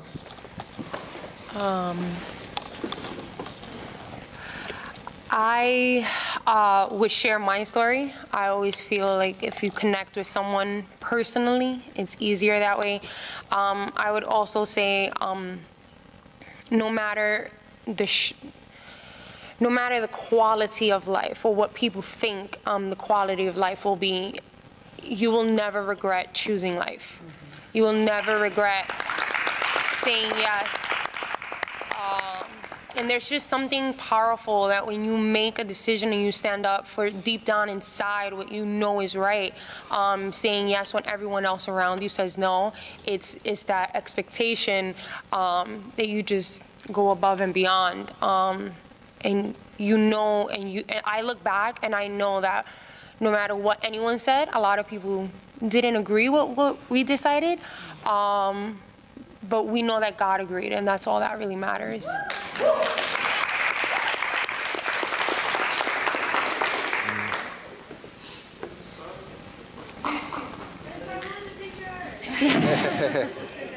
just want to thank the panel today for an excellent presentation.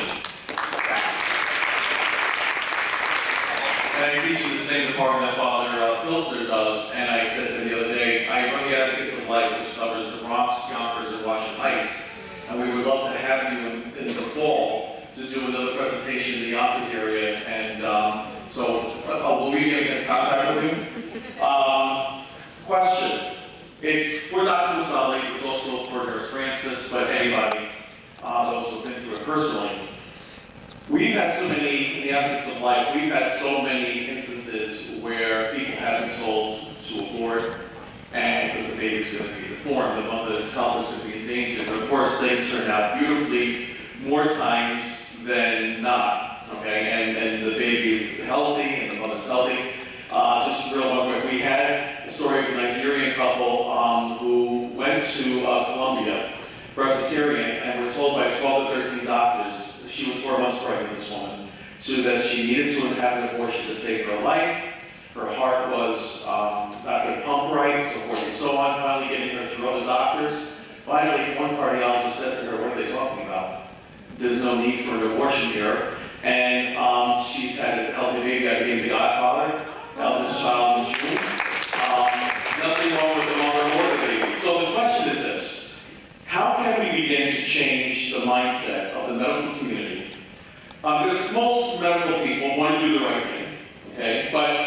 The culture of death has infected the medical community overall. How do we change the mindset of the medical community regarding their attitudes toward these hard or heart cases, such as fetal deformity, and instead of saying, my gosh, you're having a child or whatever, instead of saying first congratulations, and then going on from there, or regarding rape and so forth. So the question is, how do we begin as common folk, as lay people, to change the hearts and minds of the medical community? Yeah, thank you. That's a really important question and a great one. And I think certainly as a doctor, and I think all of the healthcare workers, our first responsibility and respect for autonomy is going to be for what the woman and couple, but specifically the pregnant woman, decide. So when a woman says, I'm continuing the pregnancy, I've heard what you have to say, I'm continuing the pregnancy, we respect that throughout the entire medical system. Lots may raise their eyebrows and this and that, but I think one way is exactly what this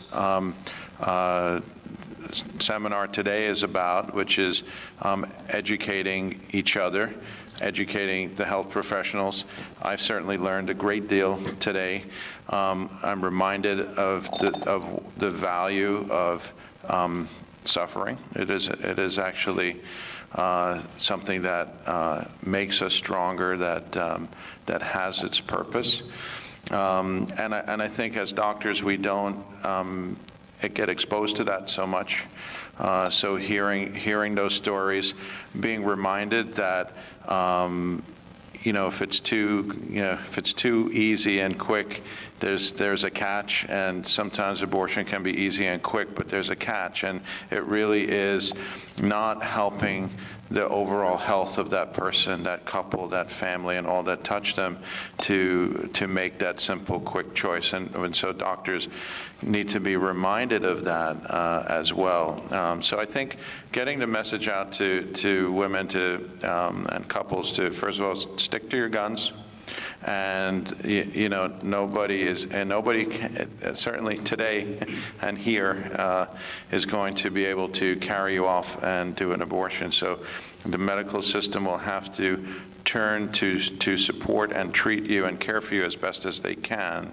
So it's educating people to hear all the facts, recognize the limitations. So maybe your example is one of, maybe misdiagnosis or sloppy diagnosis, but understand that not only are there sometimes mistakes, but there are also sometimes miracles.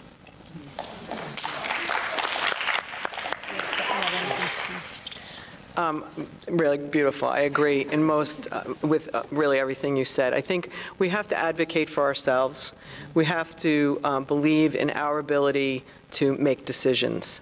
And while we have a partnership with a doctor or a healthcare provider, they are not the only experts, and that ultimately we have to answer for our own actions and the way we think and how something comes to us. I believe in listening to your gut. In my own life, I think every time I've gone against my gut, I regretted it. And I really think it's actually God speaking to me and I'm not listening. So I think that's the other thing. I would also say to advocate for one another. All of you in the audience, I'm sure, have friends or relatives and have opportunities to impact people in ways that you may not recognize, in the way that you live, in the things that you say, the things that you do or don't do, has an effect on others. There's a ripple effect. So you came today, you showed up today, you've heard a lot of really important things said today, and take that in and really pray on that and think about what that means for your life and for others.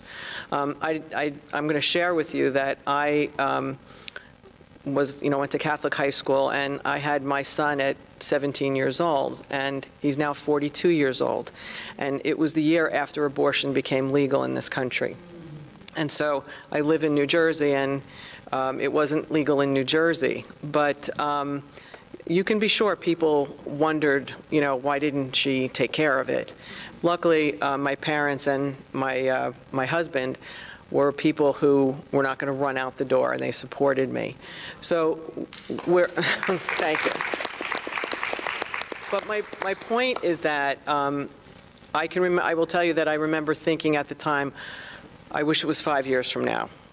Now I wish I was back then, to tell you the truth, because the 5 years went, and now it's 42 years, and it was in the blink of an eye. The point is that, you know, my son is now married. I have 3 granddaughters, so life brought life and continues to bring life.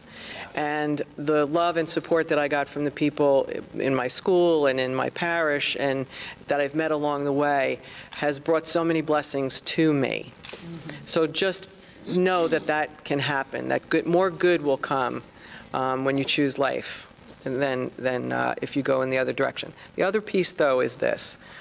For women who have chosen abortion, there is help, and actually Cheryl can speak to some of that, and that there is forgiveness and love, and God will always love you. I think all of us need to know that we make choices at times and we're pressured, but our God is a loving God. And so we always have someone in our corner, the best one in our corner. Exactly. And we should never forget that. Thank you. Panel in general, I see that each one of you is very deeply pro-life. Is there a particular person or event in your life that moved you in that direction?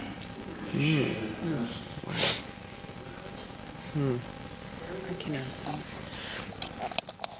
I'm going to answer that.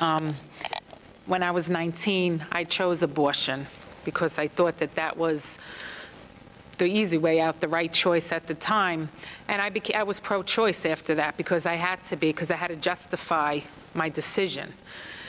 It wasn't until years after my abortion when my life became so out of control that I knew I needed help that I was able to find it through Rachel's Vineyard retreat.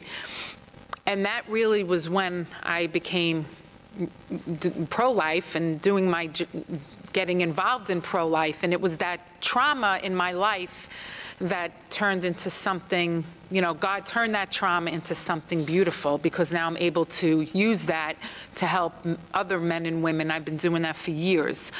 And I think that's what happens a lot of times with in the pro-choice movement, is that if you've had an abortion, you can't say that it's wrong. So that denial is becoming pro-choice. It's like the mother and the mother that will take her daughter for the abortion because she's had one, and she says, well, look at me, I'm fine. So the cycle continues and over again. But now we know from years of doing post-abortion healing that we know that we need to help people, we need to heal people. And not only women, and the men especially also. So both. So that's how I got involved.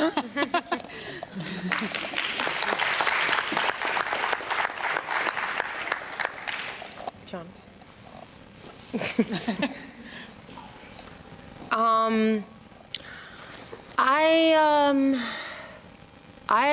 I was raised in church, so for me it was more of a norm. Like this is what I believe. This is what I know.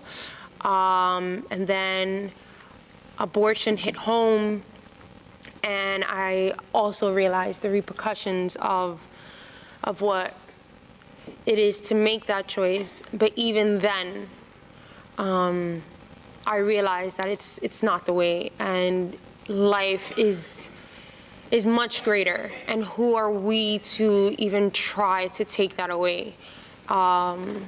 And knowing that God gives life, who am I to decide otherwise? So for me, it's been always.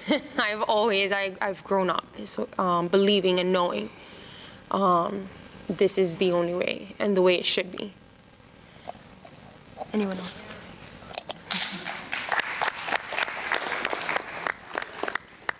You know, I just want to add, and it was more of a norm for me as well, but as I think about you know, some of the other doctors, I mean, it actually turns out that even amongst doctors that would identify themselves as pro-choice,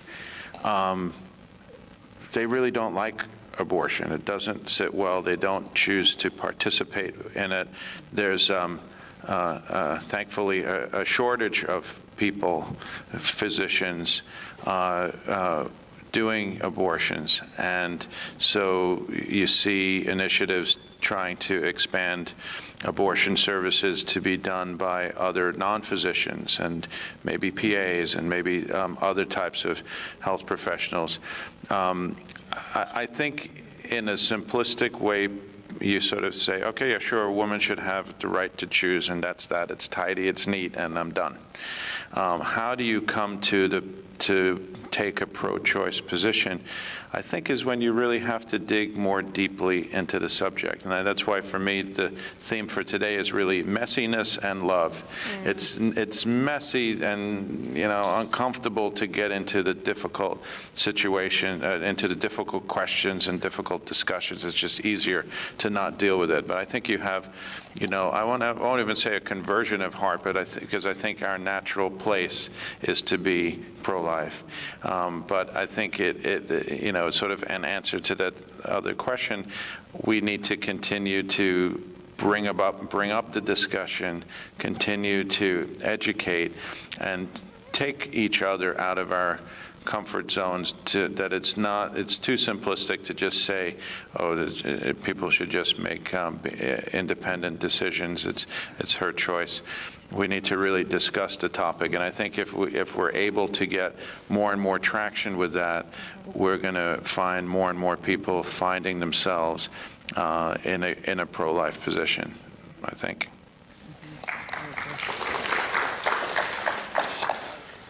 I would say for myself also, I mean, I made a choice for myself, but I would say that for a long time I was definitely pro-choice in the bigger, again, very secular idea of a woman's right. I think being a nurse, though, first of all, it actually informed some of my faith growth, because you can't show up and take care of people who are dying that you know are good people, that are young, that have children and families that love them, and yet these terrible tragedies are befalling them. I came into nursing in the mid-'80s, so it was in the height of the AIDS epidemic. You can't take care of people and be touched by them and not be changed. At least I hope not. And again, I think I was called to nursing as my vocation, and into this work also as a vocation. So I could not remain pro-choice. As time went on, my eyes were opened, and that again is the beauty of God and of faith. Is I'm changed by it. I am not the same person I was, you know, when I was a child. And in many ways, at 17. Of course you're a child, but I feel that I've been blessed to have had the experiences. It's one of the things I love most about nursing is the messiness. I had to get my hands dirty, literally, and I love that. I love that about being a nurse, and I also feel very blessed by that fact as well. So in some ways, I had no choice, but you know, that's the way God and the Holy Spirit work. So I'm okay with that. That's dope. Yeah, you could say being pro-life was kind of something I was perhaps born into, being adopted, you know, having parents who were obviously very passionately pro-life. But the point at which it became very personal for me was when I discovered how I came to be, and that was when I was 13. Which, you know, teenage years are already tumultuous enough. Hey, by the way, let's rewrite your whole past. So it was at 13 during a discussion where my mom had thought that she had explained it to me much earlier. And so had I not had that foundation of love for my parents and our foundation of faith, I probably would have just been a hot mess. But literally a month after my mom we had that very heavy conversation, I did a persuasion speech in 8th grade in public school, and I did it on abortion. I didn't know anything about abortion at the time. I remember cutting out brochures and making my 3-panel AV thing, audiovisual thing, and remembering that when I was sharing for the first time to my friends about how I came to be and watching people cry, I realized I had a story to tell. And so that's when it became personal to me, and realizing that I myself had become pro-life, and I understood what it meant. So.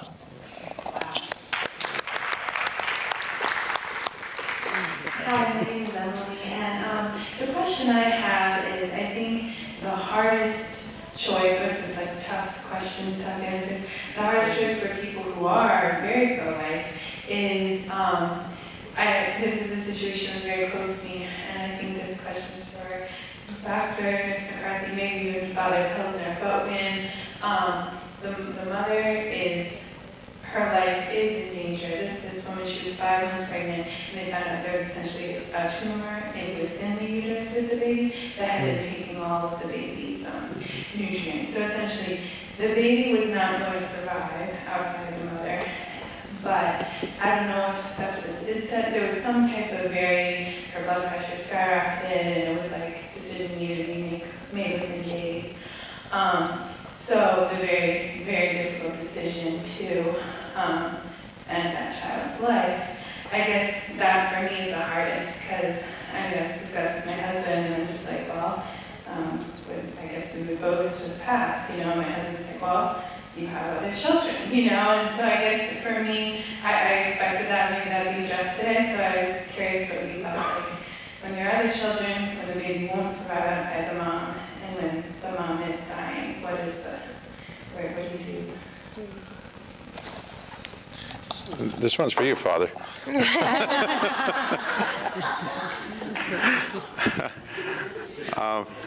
Well, I think that's exactly the scenario, and why it's not, why sometimes it's sort of not so deeply thought through, and certainly so from my perspectives, both as an obstetrician and as a practicing Catholic.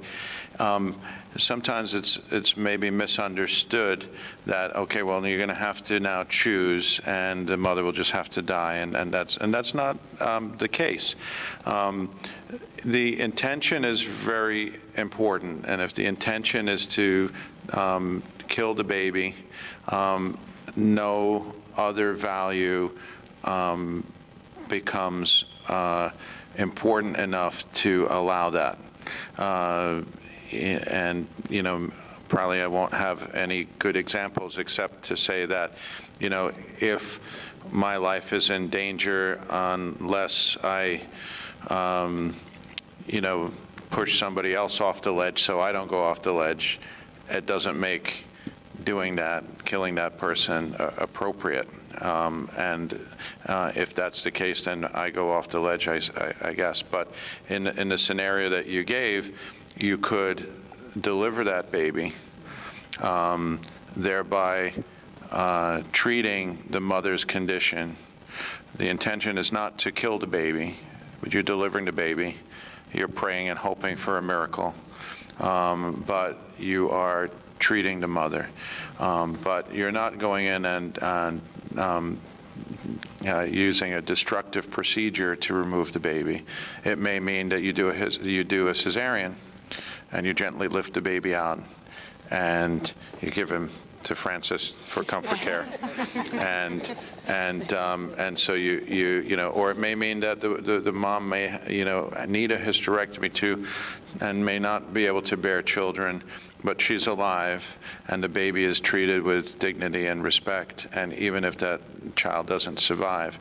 But those are sometimes, you know, a sort of a deeper, more complicated individual circumstance type of answer, where as I've, you know, sort of done some reading to prepare for today, you see these battles on the internet where people have really misunderstood the approach that is being taken, and how could you possibly say it's okay to, you know, to let a mother die and things like that. And it's actually very sound and very stable, and it really comes out of love of both that woman and her child.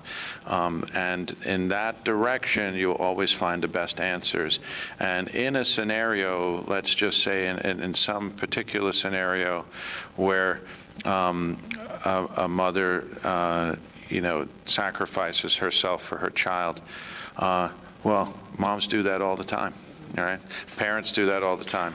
So, and we have examples before us. Our good Lord being the best example. So, there's something bigger than just life and death, so I find it maybe almost no scenario I can think of in the end of the day that couldn't be handled with dignity and sanctity. It's deeper than just a this or that choice.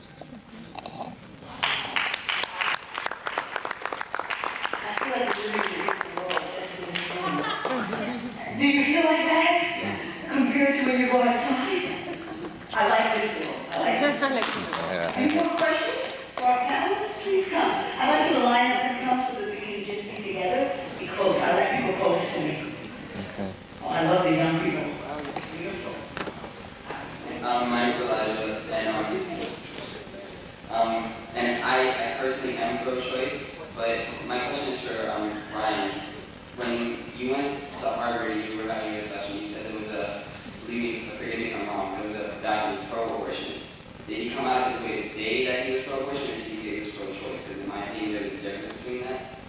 Coming from a household where there was an abortion that took place, I believe that, we're not saying, go ahead, here's the golden keys and have an abortion.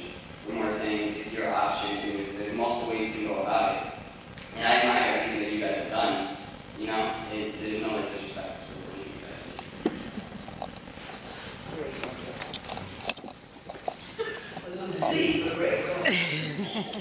Thank you, Eli, for your question. And no disrespect.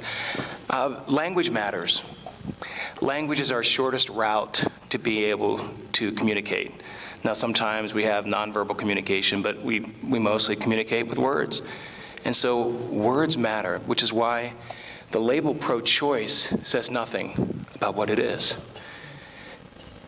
Pro-choice, pro-life, obviously you know that there's some sort of life involved in there, but choice, it's not a soda, it's not a car, it's not a particular piece of clothing that you're for. And this is the interesting thing about pro-choice activism or pro-abortion activism. It wants to deny the very essence of why it exists, and is to support the reality and the legality of abortion. But let me show you why language matters and how ridiculous it can be. It would be like during slavery, for those who are pro-slavery to protest, how dare you call us pro-slavery? We're pro-jobs. We're pro-economic opportunity. They're pro-slavery. You don't have to be for everyone having an abortion or giving them the keys to have an abortion to support abortion, nor were those who were pro-slavery who thought every individual should own slaves. The majority of Americans never owned a slave.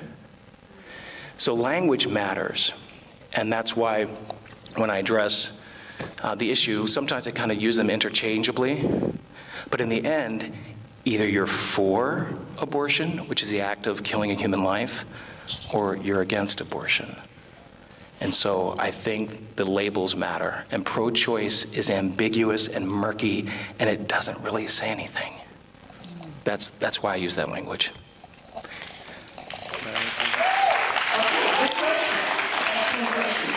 We had some other young people.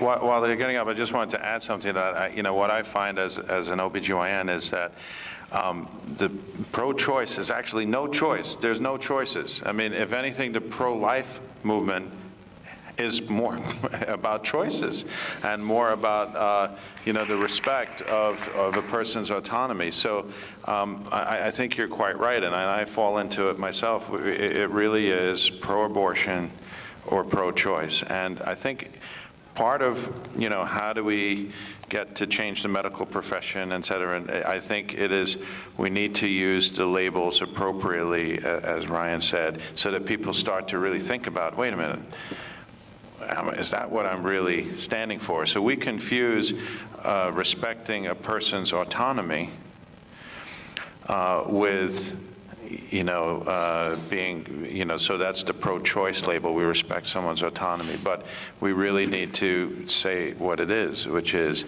it's not about respecting someone's autonomy. It's about a person favoring an abortion to be done. Good answers. Good questions. My name is Bernie Zablocki. This is addressed to the whole panel. Pope Francis some time ago said something to the effect, at least as it was reported in the media, that as Catholics, we don't have to be talking about abortion all the time. And that affected the pro-life community, I think, very much, and they heard that. So my question to you is, do you think we're talking about abortion too much?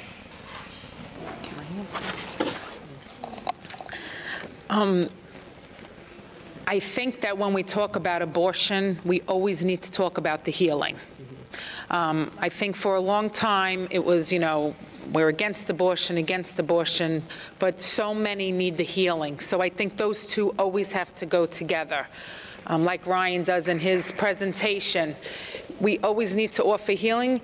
We always need to, anytime we talk about abortion, we need to offer that also. And I think that's a lot what the Pope is saying, why it's the year of mercy, and maybe Father could talk more about that, is to bring people to healing, because he knows that so many are wounded by abortion. So I think that we should continue speaking about abortion, but also letting people know the healing that comes if you need the healing. So.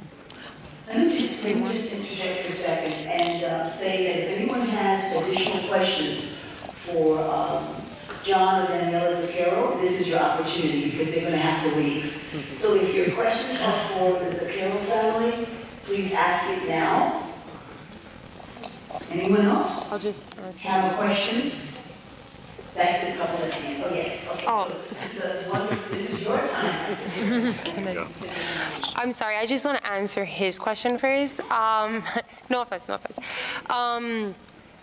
I believe if you are pro-life, you should not stop talking about abortion and your point of view, your perspective, because the pro-choice will always be talking about abortion. They won't stop.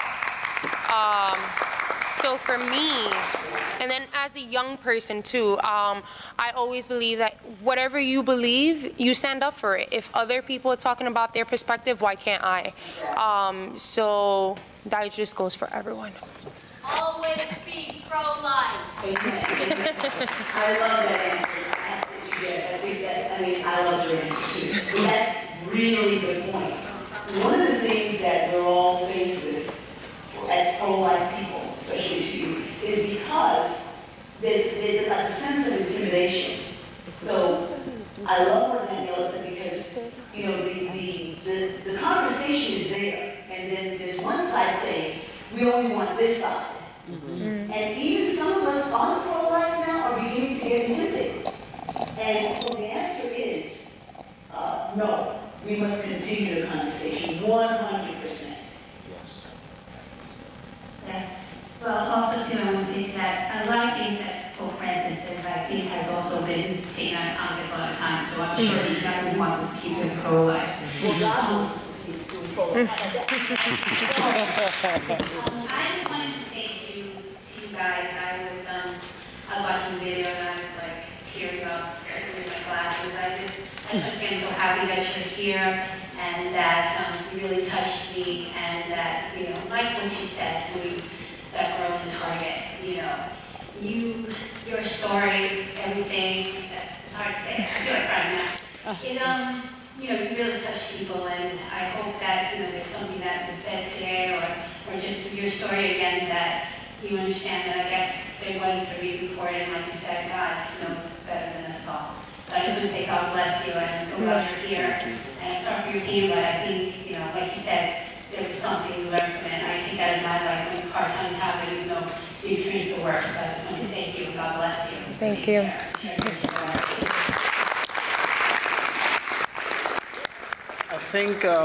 I think it's important to, I was talking to, I don't know if he's here. Where's the guy that stopped me over there in the lunchroom? That guy. I think his name was Chris. Anyway, it's okay.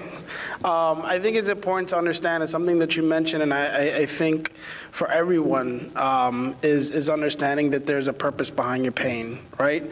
And so I think that while I accept everything that you just said, I know that you know, both of Daniela and I could have never imagined that we would be sitting where we're sitting today in those moments, right? And I think that it's in those trying moments and it's in those times where you have to make those tough decisions that I think there's something about that God honors when you do the right thing and when you make the right choices. And so while it could definitely speak to being pro-life, I think it could definitely speak to being pro-life in other ways than just life itself, right? Just in terms of conception, but just life in general. When we all face those really tough, trying, hard decisions. I see a lot of young people here. And I love when young people are around because I think that it's important for them to understand, because I'm young, right? You know. But I think it's important for you guys to understand, and just as everyone else, you know, that there are going to be times where you guys are going to face some real tough decisions. You know, you guys are in junior high school, you're in high school or going to college, and those times, the times you're in now are far more harder than when I was in junior high school, and I went through some really rough things. You know, but just I think what Daniela was saying before was stand your ground. You know, keep fighting the good fight and making sure that you stand up for your convictions and you stand up for what you know and what you believe to be the right thing. And I think that the fruit of that decision will manifest itself for time and time to come. Thank you. We're going to conclude the panel. So let's just thank all